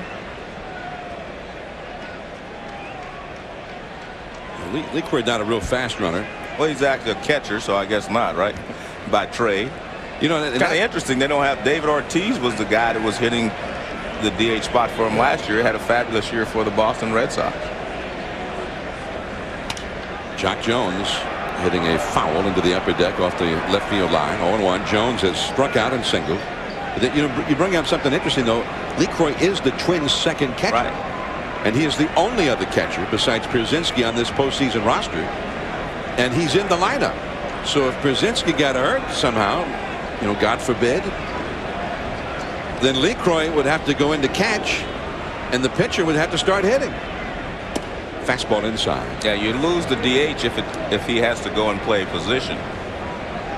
So that's a risk that they feel they have to take. The other thing is, and we asked Ron Gardner about this, is what if you're down by a run late in the game and you need to pinch run for LeCroy? I mean, he's your other catcher. And Boone does not have room to go get that one. 1 ball and 2 strikes. But he said that they would definitely put the runner in for him and then just take their chances if that situation came about. The emergency catcher, or in this case the third catcher, is Denny Hocking, the utility player, the veteran. And the shadows continue to advance upon home plate. Yankee Stadium, postseason in the autumn. And Jones strikes out. Tried to check, couldn't do it. Now let's go down to Gary Miller. John Johan Santana left with a shutout. Now he's had problems in his left leg cramping before. This was his right or push-off leg for the first time. They finally got the cramp to stop. He's day-to-day, but they do expect that he'll make his scheduled start in Game 4. All right, well, that could be very important for the Twins. I mean, you get to Game 4, they wanted to go with the 3 starters, and he's their guy. He's been their best guy the second half of the year. Torrey Hunter shoots one into right center. Bernie Williams can't get to it. It skips by him, and now they'll start running. LeCroy to third. Alger's waving him on. Soriano throws to third, and he throws it away. Now Hunter's heading home. Boone retrieves. Safe at the plate, and the Twins have just scored twice on what should have been a base hit to center.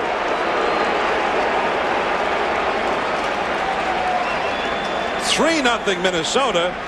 A stunning turn of events as the reliable veteran of postseason play, Bernie Williams, lets one get by him. Well, I don't know why you pinch run for LeCroy. He scored from first. I mean, this was a line drive into center field, and I thought it was going to be a single. Let's see what happens. Good hitting there by Torrey Hunter. He lines it into center field. The ball looks like it skips right there. It skips past him. Bernie thought he was going to get a good hop, and the ball just kind of skidded and got past him in the outfield. And then Soriano comes up. Instead of throwing home, he thought he had a shot at third base, and you can see he didn't have a shot because Hunter was there, and the ball bounces off the wall, and the heads up Hunter gets up and scores. Not a good sequence by the Yankees. Now Koski into left field, and Matsui, that one goes by him. Koski will go to second. And the Yankees, the veterans of so many of these kind of games, are the ones that are crumbling here at the moment against the young Twins.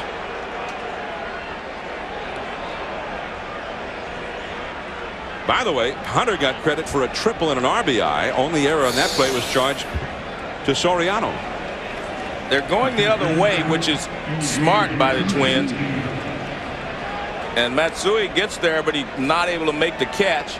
So he gets there with the ball in the air, but he's not able to make the catch. Hits off his glove and bounces behind him for a double. So 2 runs are in. And now a runner at second, only 1 out, as Pierzynski takes a curveball too low. Pierzynski has grounded out to second, and he's been walked intentionally. Well, now this is considerably different. Yeah. From 1-0, now suddenly 3-0. Big difference. And threatening to get more on the Twins. Guzman is on deck. Koski at second. And that curve is bounced foul. I don't think you would ever, in the postseason here, beat the Yankees 1-0 in Yankee Stadium. They're going to score a run, you would think, if the score stayed that close, because every pitch, can tie the ball game, which puts a lot of pressure on the pitcher. This takes a lot of pressure off the Twins pitching staff. Now they have some margin for error. They didn't have any before. Ball on a strike. There goes the runner, Koski, and he is out. I don't think I've seen as many guys steal third base with a left-handed hitter up there as I have, this season. I see it a lot. Normally, because it's such an easy throw for the catcher, you have to have a great jump in order to make it. Because watch the catcher, watch Posada. All he has to do is just stand up. He's got a clear view, and all he does is look. He doesn't even have to get up. He just throws to third base. And a good job there by Boone. He blocks him off. See, his knee is right there in front. There's no way a diving guy can get to the bag when you're sliding head first like that. And the curveball makes it 2-2, the swinging strike. Now watch his knee. Look at this. There's no way he can't get to the bag. Great job there by Boone just to block him off. There's no place for him to go, so he's automatically out. But you don't put that knee there for guys coming in spikes first. That was one of the detriments of sliding head first. I mean, that was a good shot. He hadn't gotten to the bag yet. No, he can't get there. But that's why a lot of guys do not like to slide head first, because you can block them off with your body. But if a guy's sliding spikes first, you're a little more hesitant to do that. 2-2 the count. Well, next time, maybe Koski had to try it that way. 2-2 the count. To Pierzynski. 2 down, nobody on, but 2 runs in. And it seemed like something there had to be a sign missed or something. I mean, what's he running for? Well, you got your leading hitter against Messina at the plate, and you're already in scoring position. Well, it's very similar even when Soriano stole third with 2 outs. That's a similar situation unless you're going to make it easily. Nice play there by the ball dude. Well, a mock cheer for the ball guy because he caught it. He made the catch. First guy in a Yankee uniform to catch one in this inning. And sometimes this happens. You play poorly in an inning and it'll wake you up, so to speak. So we'll see how the Yankees react, in their half of this inning. But that sarcastic cheer with the ball dude coming up with that ball. Yeah. That's like the old show business term, tough house. Yeah, like a comedian playing it. How was it out there? It's a tough house. Well, and that's ball 4 to Pierzynski. Well, as you said, Pierzynski's the one guy in the lineup that had success against Messina, so he doesn't want to do anything to let him hurt him here. Like with the short right field porch. So with the bases empty and 2 outs, you go ahead and try to make a great pitch, and if it doesn't work, you just put him at first base. Messina, by the way, has now thrown 96 pitches, as you see right there, in 5 2/3 innings. And that's not usually part of the Twins game, or at least it hasn't been in the past. Usually they're up there hacking. But since the arrival of Shannon Stewart, Stewart's a little more particular up there. And Pierzynski says, hey, the rest of us, we got a couple other guys, Minkiewicz and maybe Koski, who are particular. The rest of us are up there hacking, but the team itself has become a little more particular. As Guzman pops a foul back out of play. 0-2. Messina is trailing in this one 3-0, facing the Twins in the postseason. A team that has only beaten him twice ever. Messina 20-2 lifetime against the Twins. But he is trailing here. Well, first of all, I don't think Messina went into this game saying, well, I've dominated these guys, I can do it again. And the Twins didn't come in saying, well, he's beaten us 20 times, he can do it again. I mean, this is one day, a new day, and you play it like that from both sides. And the curveball strikes him out. 2 runs though for the Twins. It was a big error, and one that was an error of omission apparently.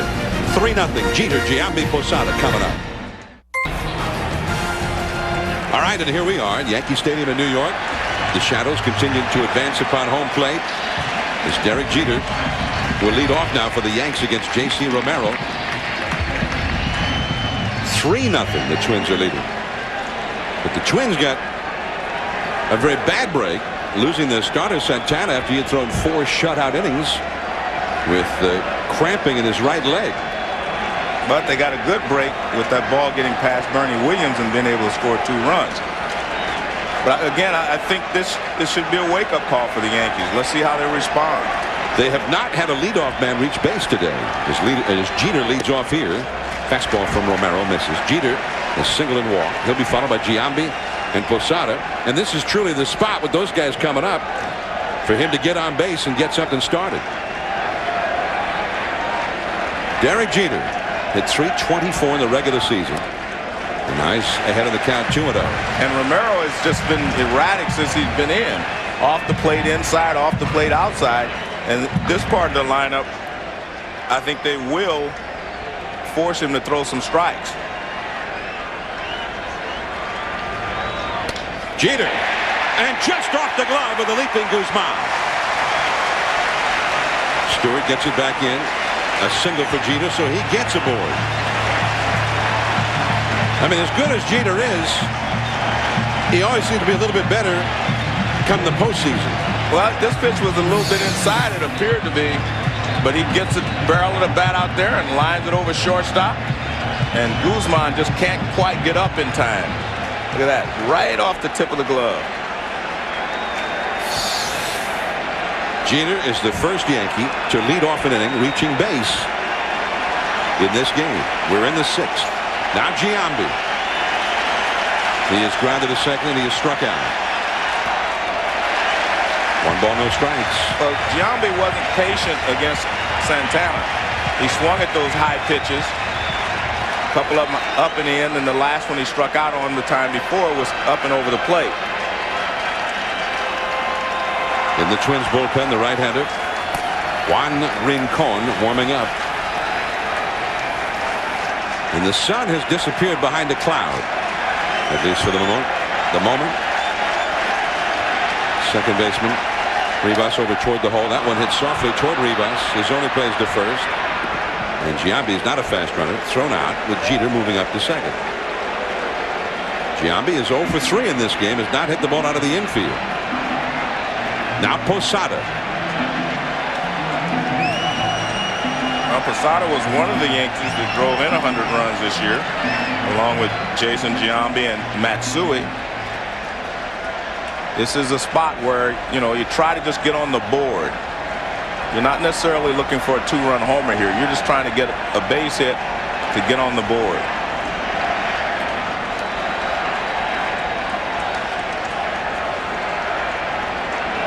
Now the catcher, Pierzynski, out to the mound, and he's signaled for Guzman, the shortstop, to join them at the mound. Pierzynski, Guzman, and Romero all chatting at the mound there for a moment. With Jeter at second, 1 out.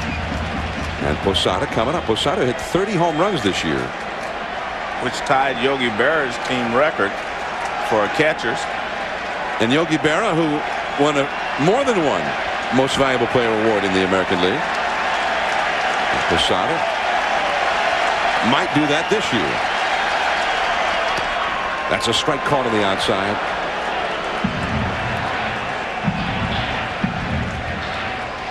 It's Yogi, the 1962 world champion Yankees. Team picture displayed here at Yankee Stadium. Jeter at second, 1 out. In the dirt with that breaking ball, or changeup maybe. 1 ball, 1 strike.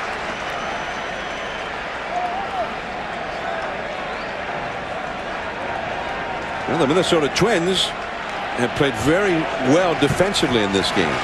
The Yankees has been a different story. The Twins have pressed the action, and it's paid off. And a couple of big mistakes for the Yankees in this inning. Changeup, 1-2.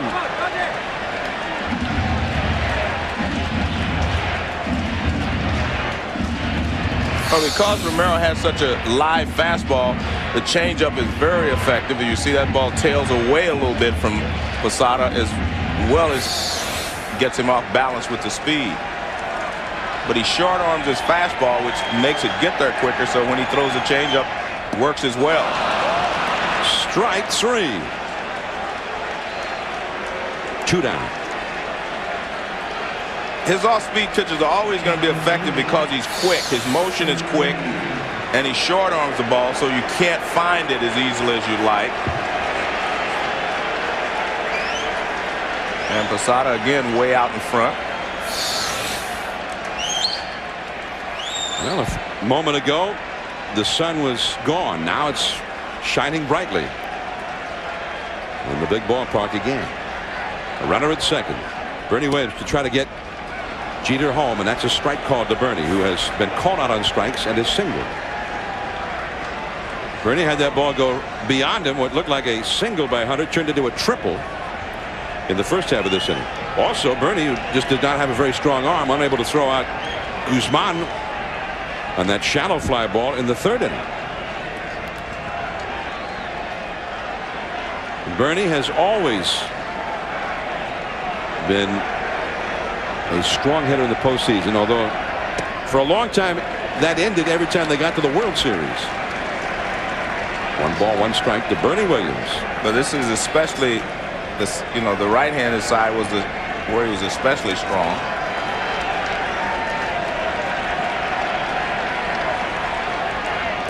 Change up in the dirt.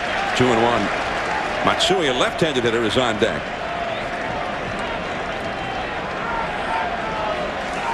Bernie Williams hit only .263 this year. .267 with men in scoring position, and he only hit .237 here at Yankee Stadium, his home park. And he was hurt. He spent a good deal of time on the disabled list. Missed more than 40 games this year. Yanks are down 3-0. Runner at second. To the shortstop. Guzman with the nice hop. Takes his time, and the inning is over. That's the 10th ground ball the Twins infield has handled today. Top of the 7th, top of the order. 3-0 Twins. Behind the left field wall, where the numbers of former Yankee greats that have been retired are recognized. Here is Shannon Stewart. Right now, the Yankees are down 3-0. As we start the 7th inning, Stewart has doubled and singled and struck out. He's 2 for 3. His single in the third helped set up the first run of the game. Mike Messina, who just threw his 100th pitch of the day. And that's a strike. 1 ball, 1 strike. 3 runs, 7 hits for the Twins. No runs, 5 hits, and 1 error for the Yankees. Casey Stengel, number 37. Yogi Berra. Bill Dickey, 2 numbers 8. But Troy Hawkins up in the Minnesota bullpen. And Peter Pasquarelli is speculating that maybe he'll go to 7 and 8 because, you know, tomorrow's an off day and then they play a game and then another off day. So they may try to make sure that they have all their weapons going for them down the stretch here so they can try to win this first ball game. Well, we asked Gardenhire before the game if Hawkins could go 2, and he said, and he kind of had a little smile on his face, says absolutely, especially with the day off the next day. But for that day off really to pay off for a club, you got to be ahead going to the late innings like they are. Bernie Williams going back into deep center. And he's got it. So Stewart flies out to the deepest part of the yard, 408 feet to straightaway center here. Back when they used to play World Series games in the daytime routinely, it was 461 feet to straightaway center. You had to hit him into those bleachers out there. Yeah, just in everybody's range, 461. Man. And the power alley, where it's now 399, it was so deep out there they had the bullpens on what used to be the field out there. Yeah, it was 457 to left center. Luis Rivas taking a curveball for a strike. Mel Stottlemyre, the pitching coach, has just been on the phone, and looks like the Yanks may get something going in their bullpen. Rivas hit that sacrifice fly in the third to not get in the first run of the game. Officially, he's 0 for 1. And that's a ball. 1 ball, 1 strike. There is for the Yankees, Felix Heredia, a left-hander, gets up in the bullpen. Curveball, and that misses. 2-1. Well, that's another way. I mean, you talked about some of the ways the Yankees were different from earlier in the year. Heredia and Gabe White acquired fairly late in the season, and they have really done a job out there getting left-handed hitters out, which had been a problem for the Yankees. That one is hit, foul. 2-2 the count. Messina working here in the 7th with 1 out, nobody on. 3 runs, 7 hits allowed. He's walked 3. One of those was an intentional walk. 5 strikeouts. And then another day he might have pitched the same game and nobody would have scored yet. Drops down from the side with the curveball for the strikeout. His 6th of the game. More baseball coming up later today, but also a full day of baseball tomorrow at 4 o'clock Eastern, 1 Pacific. Game 2 from Pacific Bellpark. Florida and the Giants. Brad Penny up against Sidney Ponson and Pac Bell. At 7 Eastern, 4 Pacific. Game 2, the Cubs and Braves. Joe and I will be at Turner Field as Carlos Zambrano takes on Mike Hampton. Then at 10 o'clock Eastern, 7 Pacific. Game 1, the Red Sox and the A's from Oakland tomorrow night. Pedro Martinez up against Tim Hudson. Quite a matchup there. So 3 ball games all on ESPN tomorrow. And there's ball 1 to Minkiewicz. He is 0 for 3. He's had 2 comebackers and a fly ball to left. And the clouds have hidden the sun from view again. 1 ball, no strikes to Minkiewicz. 2 down, nobody on for the Twins. And the curveball for a strike on the outside. Just the scattered clouds overhead, and occasionally the sun disappears behind one.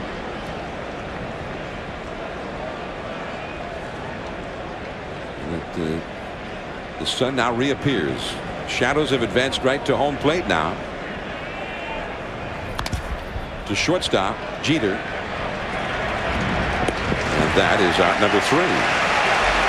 So one of Messina's best innings of the game comes here in the 7th. Matsui coming up. The Yanks are down 3-0.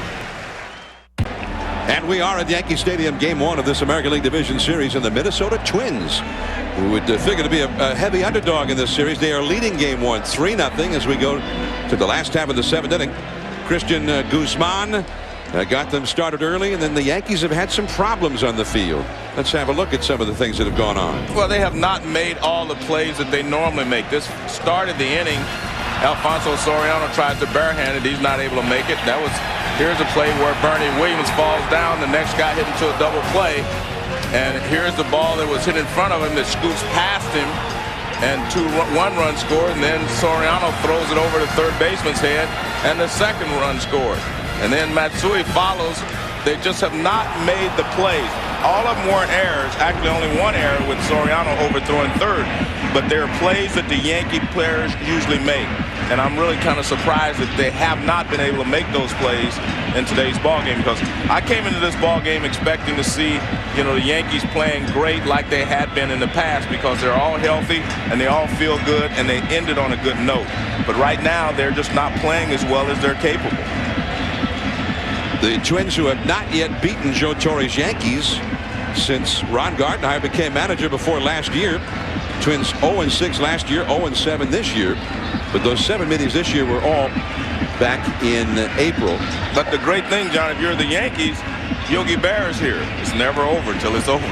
So they have 3 more innings. They got 9 outs with which to work, and they'll have to do something with those 9 outs.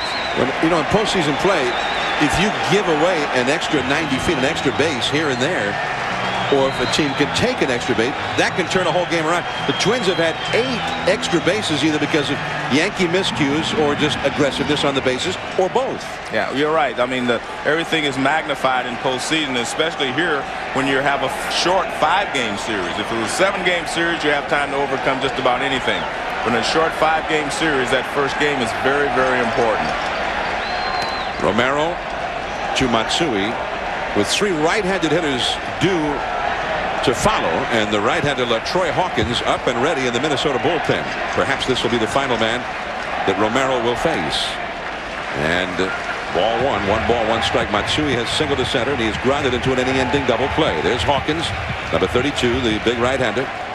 And he looks like he's ready, John. He's ready.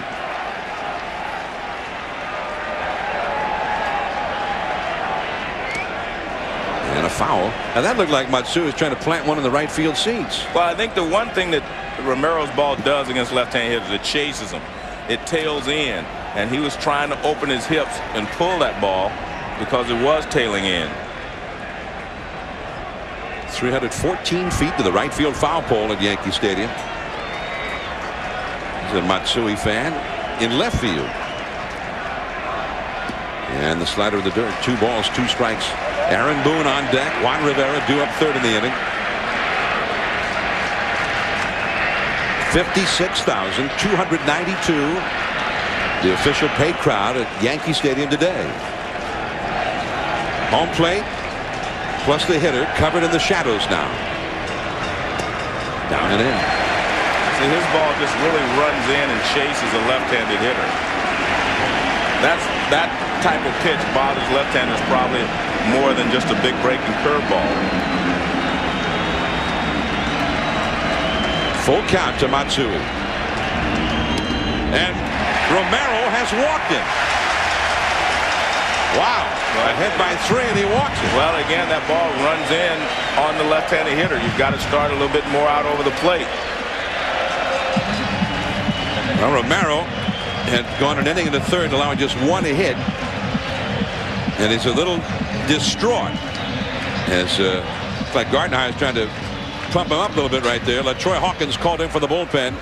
Boone coming up. 3-0. Twins will be back. There is LaTroy Hawkins. And usually the way things have worked for the Twins the last couple of years, by the time they get to Hawkins and then Guardado, game's over. Right. Well, he said that, you know, when they had Santana in the bullpen, they actually tried to make it a 6-inning ball game all the time when you were facing the Twins. They'd bring, you know, Santana in, Hawkins in, and Guardado, and we'd say goodnight. So he's going to try to do the same thing here. I think he's going to try to get LaTroy Hawkins to throw 2 innings here in the 7th and the 8th, and then go to Guardado in the 9th if they still have the lead. But I think that's why, if you're the Yankees, you know, you have to make something happen pretty quickly here, and you're off to a good start here in the 7th with a base on balls. Hawkins, in his last 32 appearances of the year, his earned run average was .85. So the deeper into the season they got, the better Hawkins was. He inherits a base runner. There is Matsui at first base. Boone is the hitter. Nobody out. Yanks trying to get something started at the bottom of the order. That is up the middle and through. Base hit. Matsui stops at second. Not that time for Guzman, who went into that slide, but this one shot by him. Well, I think you make the slide if you're trying to stop and throw to first base. Here, I think you have to catch the ball first. I'm not sure what happens here, but Guzman, well, it was a funny hop. I think that's why he did it. See, there's an in-between hop. He didn't do it, I don't think, just because he couldn't get there. But I think it was an in-between hop. and he was trying to get down low so he could gauge the hop. See, the lower you get, the easier it is to gauge the hop, and I think that's what he was trying to do. Now Ruben Sierra, the veteran, will come up as a pinch hitter, acquired from Texas earlier this year.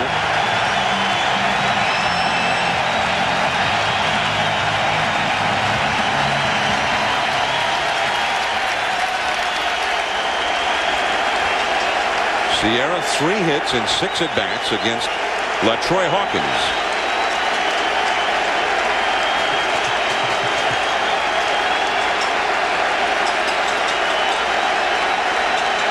And he is the possible tying run.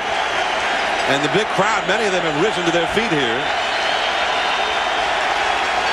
So Yankee Stadium has come alive. 2 men on, nobody out. And ball 1.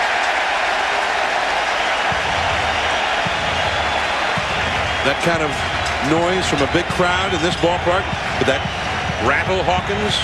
Well, I don't think it's going to rattle him. I think the Twins, being in the playoffs last year, winning the series, I don't think they're going to get rattled. I think the Yankees are going to have to beat them. 1 ball, no strikes. Back to Hawkins. He took his time, got 1 there, but knocked the second out. It took an extra beat there before he made the throw to second. Matsui over to third. Sierra safe at first. Well, I think he was a little bit off balance when he did catch the ball. I don't think he was just right there. He was a little bit off balance. Couldn't get out of his glove. Watch this right there. See, he doesn't get out of his glove cleanly the first time. So then he did make sure, because he threw a bullet to second base. But he couldn't get out of his glove the first time.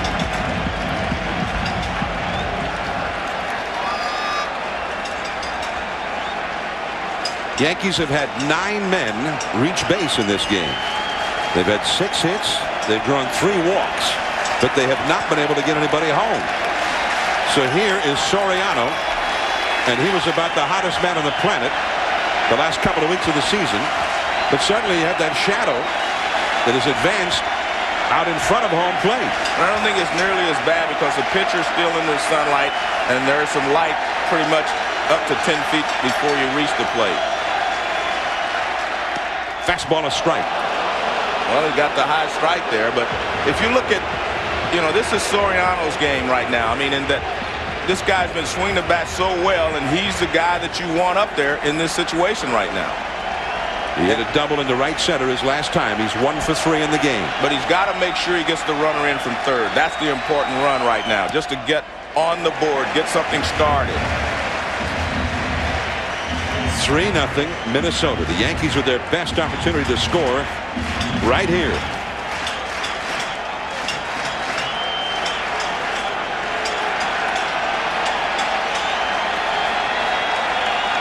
Matsui at third, Sierra at first. On the fists with the fastball. Nice pitch there by Hawkins.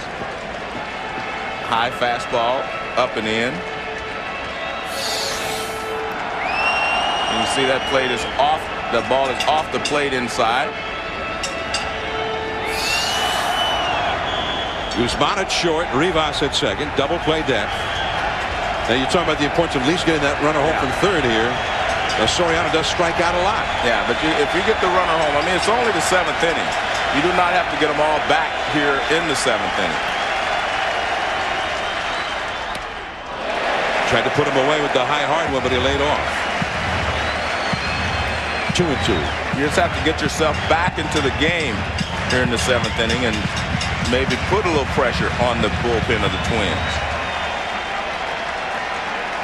So, I mean, even a slow ground ball could do the Yankees a world of good here. You want to get a runner home. That's the main thing. You want to get something started here. Nick Johnson, a left-handed hitter on deck. 1 out. Runners at first and third. He struck him out. I mean, he came after him. Fastball after fastball. Well, I think maybe, the shadows may have bothered him there because, I mean, this is a fastball in the middle of the plate. See that? The other ones were tough pitches, up and in, up and away. This ball's pretty much right there, and Soriano swings through it. So that tells you maybe there is the shadows may have bothered him a little bit there. He made 2 good pitches with fastballs up, but this fastball here was pretty much in the middle of the plate. It wasn't too high. You know, right there it's in the shadow, and all of a sudden he couldn't handle it. You know. 2 down. Here's Johnson. 0 for 2 with a walk. Fastball misses.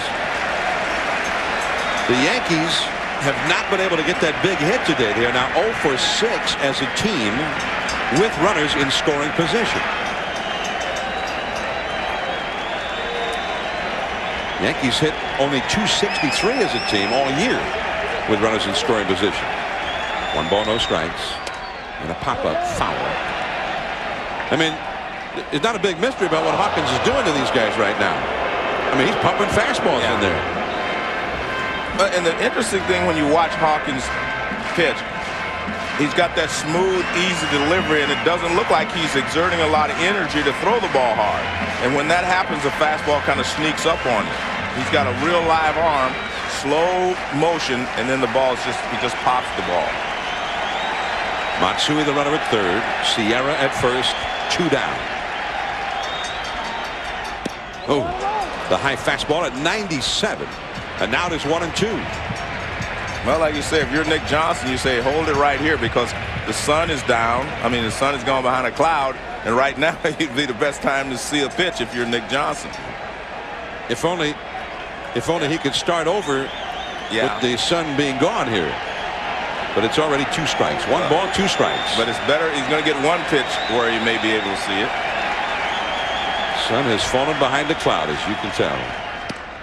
And he just swung at that pitch a moment ago. No, it tells you that he could see that one better because he was able to lay off of it. But unfortunately for him, here comes the sun again. Jeff Nelson up in the Yankee bullpen, perhaps getting ready to come on in the 8th. 3-0 Twins. The Yankees had 2 men on and nobody out to start this inning. Now 2 on, 2 out. Sun's back out. And a foul. Right back beneath us. 2 balls, 2 strikes. The Yankees have had base runners in every inning. But they have only gotten their leadoff man on base 2 times. And that's came in each of the last 2 innings. 3-0 Minnesota. The battle continues between LaTroy Hawkins and Nick Johnson. 2-2 the count. Jeter would be next. And another pop foul. Well, he's given him quite a battle here. Yeah, he's doing a good job of fighting these pitches off. But Nick Johnson does that pretty well. I mean, he doesn't overswing when he gets 2 strikes. Johnson, who just turned 25 11 days ago.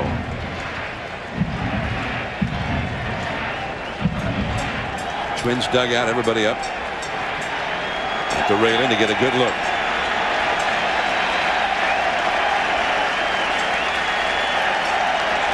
2-2. They'll try it again. This is the 7th pitch of this sequence. And again, Johnson gets a piece of it to fight it off. And the battle will continue.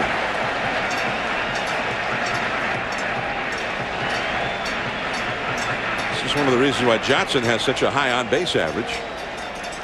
.422 on-base average, even though he hit .284, which is why Torrey has installed him permanently as the #2 hitter against both lefties and righties. And it allowed him to move Derek Jeter down to the 3rd slot, which will give him an opportunity to drive in more runs. Wow. Well, he changed up on him, and you can see the good job by Nick Johnson. He was completely fooled by the pitch, but he just swung late and hit it foul. And he shot it right over to all those Twins who are huddled up along the railing in the visiting dugout here. There's Jeter on deck. Well, Hawkins, that was the first non-fastball that he'd thrown here to the last 2 hitters. Johnson still fought it off. The 9th pitch of the at-bat coming. And he struck him out. High fastball. And so it goes for the Yankees on this day, at least so far. 4 Twins pitchers have worked a shutout through 7. LeCroy, Jones, and Hunter coming up. PN's presentation of the 2003 MLB Division Series, brought to you by Honda, a versatile family of cars, minivans, and SUVs. Autumn at Yankee Stadium, which usually has been the province of the Yankees, but so far the visitors from the Midwest have turned things around on them. The Twins are leading 3-0 as Jeff Nelson, the 36-year-old right-hander from Baltimore, 6 feet 8 inch tall right-hander. He was with the Yankees and did a great job for them, for Joe Torre, as they started winning those World Series in '96. Then went to Seattle. He was part of a great bullpen in Seattle. And then suddenly, on August the 6th, he was dealt right back to the Yankees again when Armando Benitez was traded to the Mariners. So here's Nelson. And he pitched in a lot of postseason games for the Yankees. And he's way inside with ball 1 to LeCroy. And this is usually what Torre likes to use him, Joe, right? I mean, like to try to get a right-handed hitter out. That's right. That's his specialty. But, I mean, they have Jock Jones. I don't see anyone warming in the Yankee bullpen.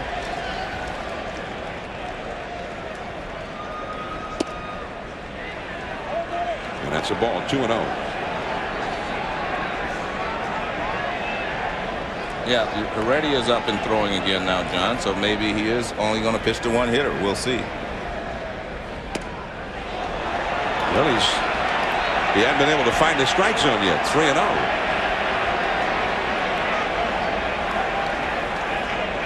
Three runs, 7 hits for the Twins. No runs, 6 hits, 1 error for the Yankees. Jock Jones, you saw there, on deck. That's 3-1.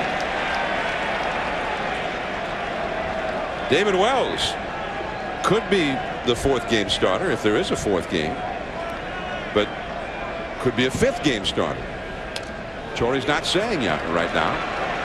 One thing Torre said before the game to us was whoever would pitch the 4th or 5th game, he kind of wanted to get a gauge on. He got the right-hander Messina who pitched today.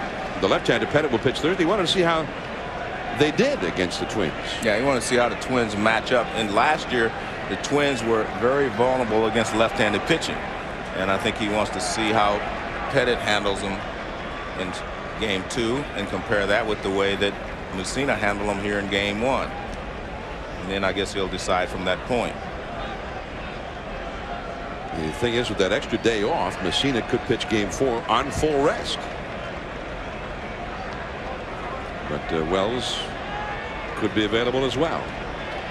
Now time taken. Posada will go out and talk to Nelson before this 3-2 pitch to LeCroy. LeCroy got a base hit in the 6th inning that started that 2-run rally that extended the Twins' lead. Brad Radke will go in game 2 for the Twins. And there he is. And he really came on big the last couple of months of the season. He had struggled horribly up till then.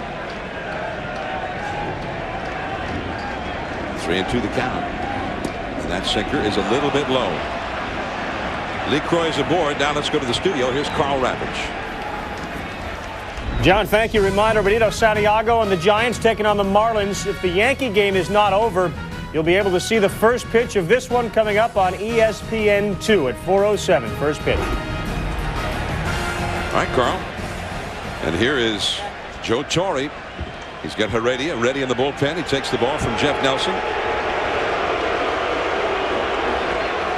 Fans are not happy with Nelson. So Heredia comes on to face the left-handed batting Jock Jones. Torre Hunter behind him. 3-0 Twins. Warming up. That game will be seen on ESPN2 at about 4:07 first pitch. We're now back at Yankee Stadium with a new pitcher. All right, Carl. Here is Felix Heredia, the slender left-hander, 6 feet tall, who started the year with the Cincinnati Reds and came to the Yankees. We were talking to Torre before the game, and Chris Hammond, the left-hander of the Yankee bullpen, has been with him all year.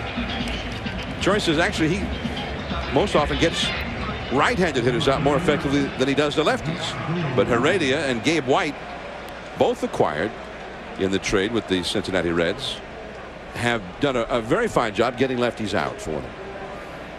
So he has filled a need. Lee Croy, the runner at first, and here is the left-handed batting, Jock Jones at the plate. Jock is 1 for 3 in the game. Jones hit .269 against the lefties this year, but hit .317 against right-handers. And that's a foul. Although I guess .269, I mean, that's holding your own against the lefty. Yeah, of course. Any 270 anywhere in there is pretty good. So when you see that guy hits .320 against the right-handers and .190 against the lefties. Yeah, because you do not have that many at bats in a row where you can get comfortable against the left-handers. Right back to Heredia. He drops it, picks it back up. Now he's going to go to first. So he just couldn't quite handle that sharply hit comebacker to turn it into a double play. Lee Croy has been moved over to second. This copyrighted telecast is presented by the authority of the Office of the Commissioner of Baseball and may not be reproduced or retransmitted in any form. And the accounts and descriptions of this game may not be disseminated without express written consent. Major League Baseball is giving away World Series tickets for life and many other great prizes. Winning hologram numbers will be announced during games 1 through 4 of the World Series. Visit your neighborhood Radio Shack for your chance to win World Series tickets for life. They are walking Hunter intentionally. Got 2 more lefties behind him, Koski and Pierzynski. Hunter had the base hit that took a, I don't know, kind of like a hydroplaning hop that fooled Bernie Williams, and instead of a single it turned into a triple. And after a subsequent wild throw by Soriano, who was trying to throw out Hunter at third, it ended up being 4 bases for Hunter on what looked like a single to center. So now here is Corey Koski. You saw Hunter talking to Jerry White, the first base coach, after he got over there. Koski followed up Hunter's triple with a double that Matsui tried to shoestring and couldn't. That's a fastball to strike. 3-0. The Twins are leading. 2 men on, 1 man out. Koski hitting .331 against the right-handers, but .224 against the lefties.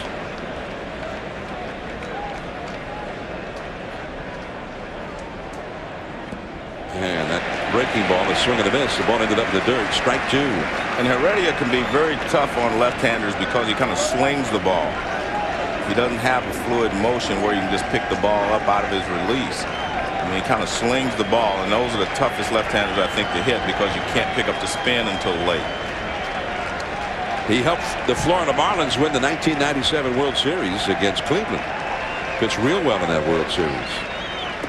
And that's a ball. He got into 4 games and pitched 5 1/3 innings, gave up no runs and only 2 hits in that World Series.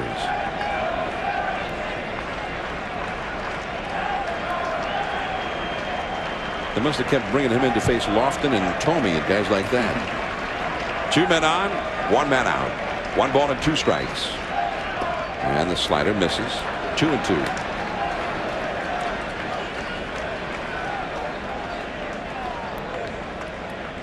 A.J. Pierzynski, another lefty, is on deck. Messina went the first 7 through 112 pitches, gave up 3 runs, 7 hits.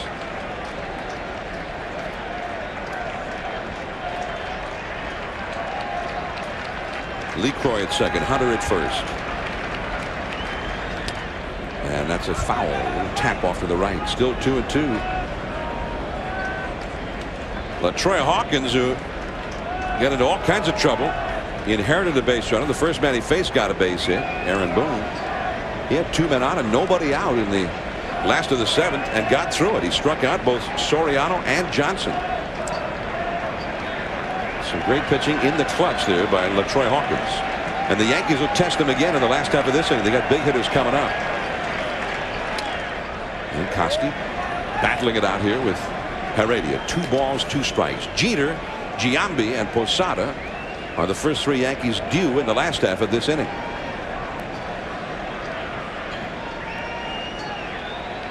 Coming up at 4, the Marlins and the Giants from Pacific Bell Park, and ESPN2 will begin the coverage of that game as we stay here with the Yankees and the Twins. 2 balls, 2 strikes, 2 on, 1 out, and that's a base hit to right. However, LeCroy started back to second base, fearing that somebody might catch it, then had to turn back around and go to third. So third is as far as he's able to go as Sierra gets the ball back in. The bases are loaded now with 1 out for Pierzynski. Well, it's a low line drive, and low line drives you have to make sure the ball goes through. And watch, it's going to be a low one, so it's not like he can see right from his angle that it's a base hit right away. You know, if it's a high line drive, you know it's over the infielder's head, but right there you couldn't tell. So a good job of base running by LeCroy to make sure that he didn't get doubled off. So now the bases are loaded. The Twins have the chance to really open this one up. They are already leading 3-0. They're going to play back at second and short for a double play. And that will bring home a run. Pierzynski is hit by the first pitch, and now Torrey is saying, wait a minute, he swung at it. And he did swing. They called it a swing. The third base umpire saying, yes, he did swing. Jerry Davis on the sign from the plate umpire Montague said, yeah, that was a swing. If you swing at it and it hits you, it doesn't matter. That's just a strike, and the ball is dead. I remember in the playoffs last year, Pierzynski hit a ball that would have hit him.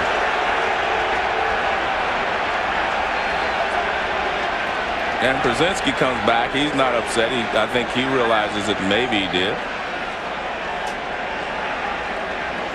I mean, Pierzynski, I don't think a free swinger is not good enough description for Pierzynski.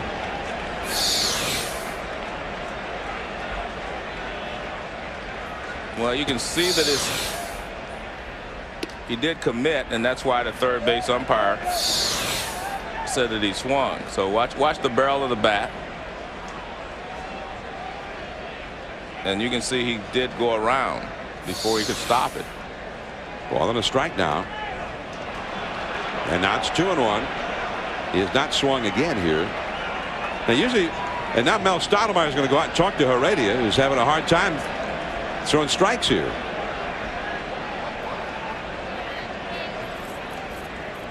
Two and 1 the count. Posada joins Stottlemyre and Heredia on the mound here. Pierzynski talking to Ed Montague about it. I mean, usually when there's an inside pitch, you're supposed to spin the other way, right? Well, he had opened up.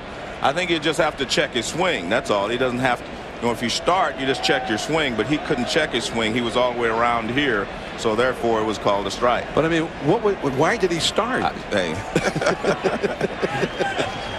He was looking for something he could handle, and he thought he had it. That didn't look like it had a lot of movement running in on him. It didn't look like it was headed for him the whole time. Now that should be 2. Heredia gets 1. Now Posada to first.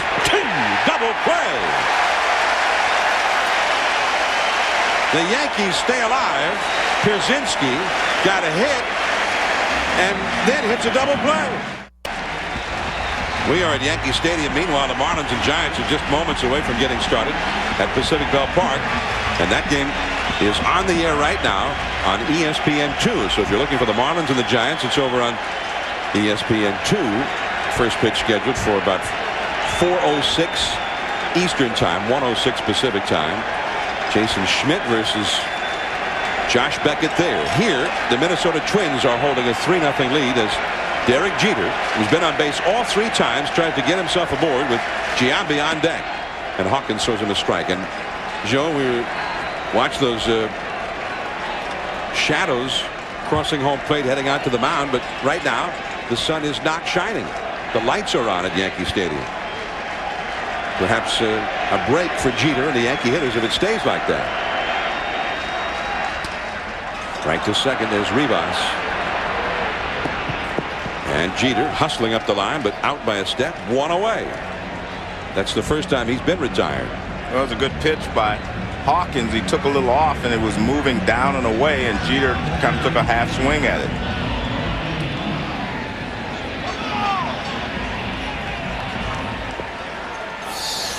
Watch the swing. He gets completely fooled. See, it's kind of a half swing. The ball sinking down and away. Stottlemyre on the phone to the bullpen again. Here's Posada. He's 0 for 3. Fastball, a strike. Giambi, Posada on deck. I beg your pardon. I got the Giambi, Posada mixed together in my bracket. Both of them are 0 for 3. Jeter's been getting on base all day in front of him, and neither one's been able to get a hit. Giambi, 2 groundouts to second and a strikeout. Posada, a ground ball and a pop fly and a strikeout. Santana had to leave the game after 4 innings because of a cramp in his right leg. Rick Reed, J.C. Romero, now Hawkins have come on to pick him up. 3 1/3 scoreless innings out of the Twins bullpen. And Giambi late in that fastball. 1-2. Giambi has swung at a couple of pitches up and in and up and out of the strike zone, but most of them were in. Now that ball tails away, and he's not able to catch up with it. They've stayed out of the middle of the plate with him. They have not thrown him a lot of strikes in today's game.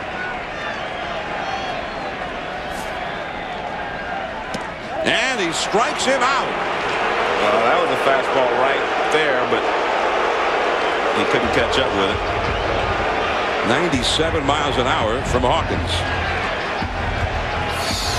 Well, he swung at pitches up here, but this one's going to be right in the middle. Right in the middle of the plate. You can see the swing. It was right there. But that's what I'm saying. Hawkins has that easy delivery, and then the ball just jumps on you. I mean, that did not look like, when he in live speed, it did not look like he was releasing a 97-mile-an-hour fastball. But the ball just jumps on you, and it's there before you can recognize it. So Giambi, the Yankees home run leader, an RBI leader, 0 for 4. Now Posada, 30 homers, 101 RBIs. He is 0 for 3, and he takes a strike.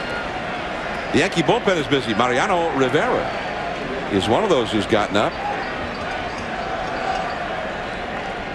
And the left-hander, Chris Hammond, is also up out there. 3-0. The Twins on front. The sun has come back from behind the cloud, and the shadows now have advanced from home plate and across the mound.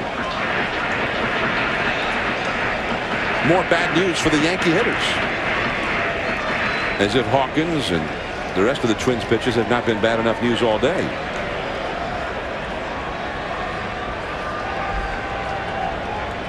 Posada, 4 hits and 11 at bats. Of course, LaTroy Hawkins the last 2 years has been a much different pitcher than the LaTroy Hawkins that hitters saw before that. Used to be a starting pitcher, and for a while was the Twins closer. That's into the upper deck. 0-2. Well, he's throwing so well, John. The shadows are helping him, but he doesn't really need any help. But again, I think it's the nice, easy motion that he has that really helps him with his fastball. Now he struck out Giambi, and there were no shadows. No. It was just overcast. Yeah, he's throwing well. And the sun has disappeared again. 0-2. Curveball, strike 3. Wow. Hawkins has retired 6 in a row, 4 of the last 5 on strikeouts. 27 pitches, 21 for strikes. 3-0 Twins. That's Christian Guzman leads off for the Twins. He's the 9th place hitter, and Heredia misses off the outside with ball 1. Guzman has had an infield hit and scored a run, and in some ways he kind of set the tone for the rest of the day for the Twins. I mean, he took it to the Yankees himself, and although he took, in one instance especially, a ridiculous chance, it paid off. Well, that's what the playoffs are about. No fear. I mean, not being afraid of making a mistake and putting the pressure on the other team. And that's really what the Yankees do normally. And today, you know, so far it hasn't looked like a Yankee kind of day so far. But let's face it, they still have 3 outs. And you still have to win 3 games to win the series. Giants and Marlins are underway over on ESPN2. And a strike is called to Stewart from Heredia. Stewart is 2 for 4. He's had a double and a single. He's struck out and fly deep to center. Sun has popped through from behind a cloud again. And that's in there for a strike. 0-2 the count. So the mound and home plate in the shadows. Most of the right side of the infield and all of right field in the shadows. And that's more similar to what the batter kind of sees. The bright background, but he's in the dark. And that is a swing and a miss, but he's going to reach. Stewart strikes out on a slider in the dirt, and he's at first. Well, so far it's been that kind of day for the Twins. Things have gone their way. I mean, Heredia strikes him out on a wild pitch.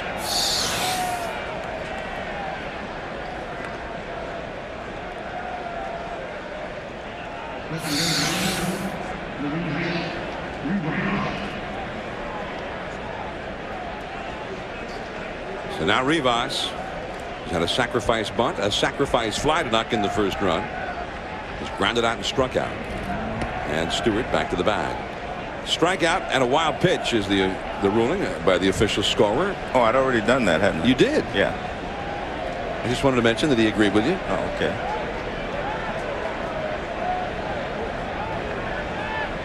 One out, one on. 1 ball, no strikes. Heredia seems real concerned with Shannon Stewart. But, you know, Stewart one year stole 50 bases with Toronto, and he's not been a base stealer ever since. There's Guardado up in the Minnesota bullpen getting ready for the last half of the 9th. Everyday Eddie, huh? That's Guardado's nickname. And, you know, he could, first 3 games of this series, he can be every day and still get a day off after the first 2 games. Day off tomorrow, game 2 on Thursday night. Day off on Friday, and then game 3 on Saturday at Minnesota. 2-0 the count to Rivas. Minkiewicz on deck. The Yankees scheduled to have Bernie Williams, Hideki Matsui, and Aaron Boone come to bat in the 9th. And the foul makes it 2-1. You know, last year the Yankees won game 1 of the division series right here against the Angels. The Angels came from behind in game 2 and won. And the Yanks never won another game in that series. 1996, the Yankees were playing Texas in the first round of the playoffs, the division series. Texas won the first game. This should be to Jeter, to Soriano, to Johnson. Double play. Last chance for the Yanks here in game 1. Williams, Matsui, Boone coming up. 3-0 Twins.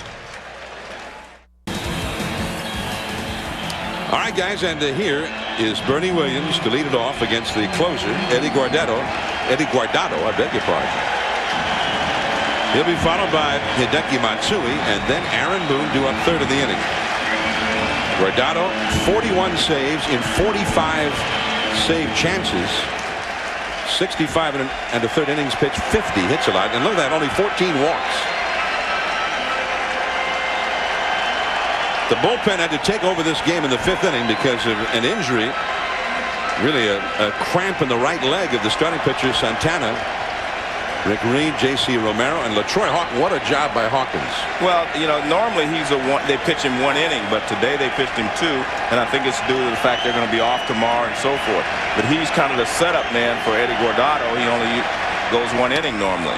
Bernie Williams, base hit to right center. So Bernie with his 2nd hit of the game. Now Matsui.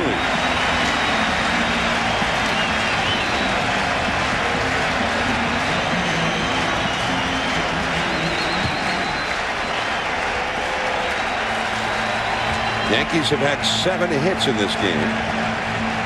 And Bernie Williams becomes the 10th Yankee to have reached base in the game.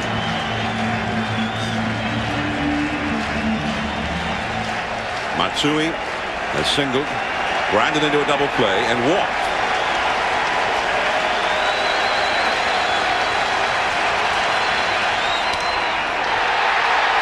Deep into left field. That ball Shannon Stewart. Bernie Williams has to retouch second and race back to first. Shannon Stewart with a leaping catch just as he got to the wall. The only reason I knew he caught it, John, when he leaped was that the fans weren't screaming out there. And they even give him a hand. I mean, that was a great catch. When it was first hit, I thought it was a home run. Look at that. And he leaps now. You see the fans aren't reacting. That's what told me that he caught it, because I couldn't see clearly that he did catch it. But he does a great job. He's leading with his right hand so he knows where the wall is. And he comes down with it. Look at his right hand tells him where the wall is. And he just reaches up and makes a great catch. It looked like he hit that fan's glove before he hit the wall with that hand. There you see Gardenhire trying to see. He probably thought it was a home run as well. So here is Boone. 0-1 the count. Well, I guess the point is, this is the way it's gone all day. The Twins have made the plays, and the Yankees have not been able to make the plays that they normally make. Yankee Stadium in the fall. That is a base hit down on a field line. Guardado is not fooling anybody. Bernie Williams is going to be held at third by Willie Randolph on a double by Boone. And now Sierra comes up as the possible tying run. Well, you see how important that catch was. Again, the Twins have made the plays.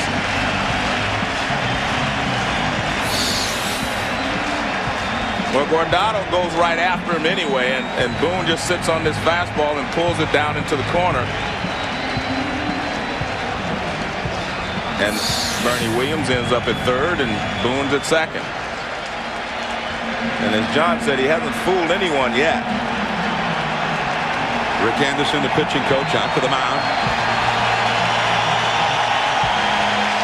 56,000 plus at Yankee Stadium, and the fans have all risen to their feet now as if to inspire a great Yankee comeback.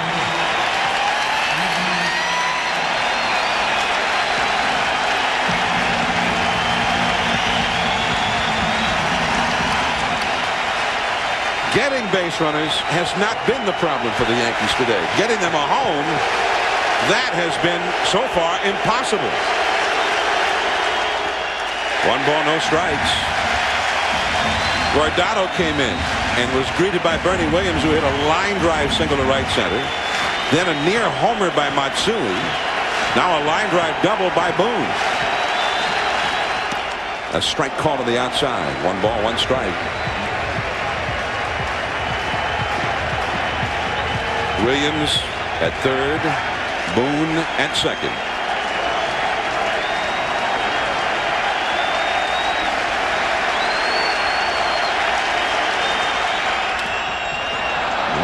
High fly ball, shallow right. Jock Jones gets there. He had a long run before he got there. And he lobs it into the cutoff man, Minkiewicz, who himself had initially started out for the ball. Well, Sierra really helped him out then. That was a fastball well up and out of the strike zone. And Sierra, trying to make something happen, swung at it. The Yankees are now 0 for 8. No hits, 8 at-bats as a team with runners in scoring position, where a base hit to the outfield would likely knock in a run or so. Well, all you do, when you trail 3-0 going into the ninth, you just want to try to get the tying run to the plate. And the Yankees have been able to do that. They had Sierra up as the tying run. Now they have Soriano up as the tying run. That's what you want. You want a shot at him. And it's a foul. On a low slider. Soriano, 38 home runs. Remember, he hit 9 of them in the last 2 weeks of the season. And he is the possible tying run as well. He is 1 for 4 in this game. He struck out with 2 men on in the 7th inning against LaTroy Hawkins. Soriano has only had 1 other at bat in his career against Guardado, and Guardado retired him. Last chance for the Yankees. 2 down, 9th inning. Changed up there, missed with it. And that's a dangerous pitch. Just in case, Mariano Rivera would be ready for the 10th. Well, we've seen the Yankees do this before in this ballpark when all seemed lost. Changed up again. Yeah, well, those are dangerous pitches because for a right-handed hitter here, the shortest point is down the left field line. I mean, you hook it around the foul pole. Tino Martinez one night with 2 down against Arizona in the World Series, and then Scott Brocious in the same spot the next night. 2-1, and a slider high and tight. Nick Johnson, a left-handed hitter, is on deck. And that is probably why you see him trying to keep Soriano off balance with the breaking balls and the changeups. And you definitely do not want to put him on base. And here's the possible tying run, and he has great speed. Over the mound. This is going to be a problem, though. The Rivas throw, not in time. So Bernie Williams scores. Boone over to third. Now the possible tying run is on base in the person of the speedy Soriano, with Johnson coming up.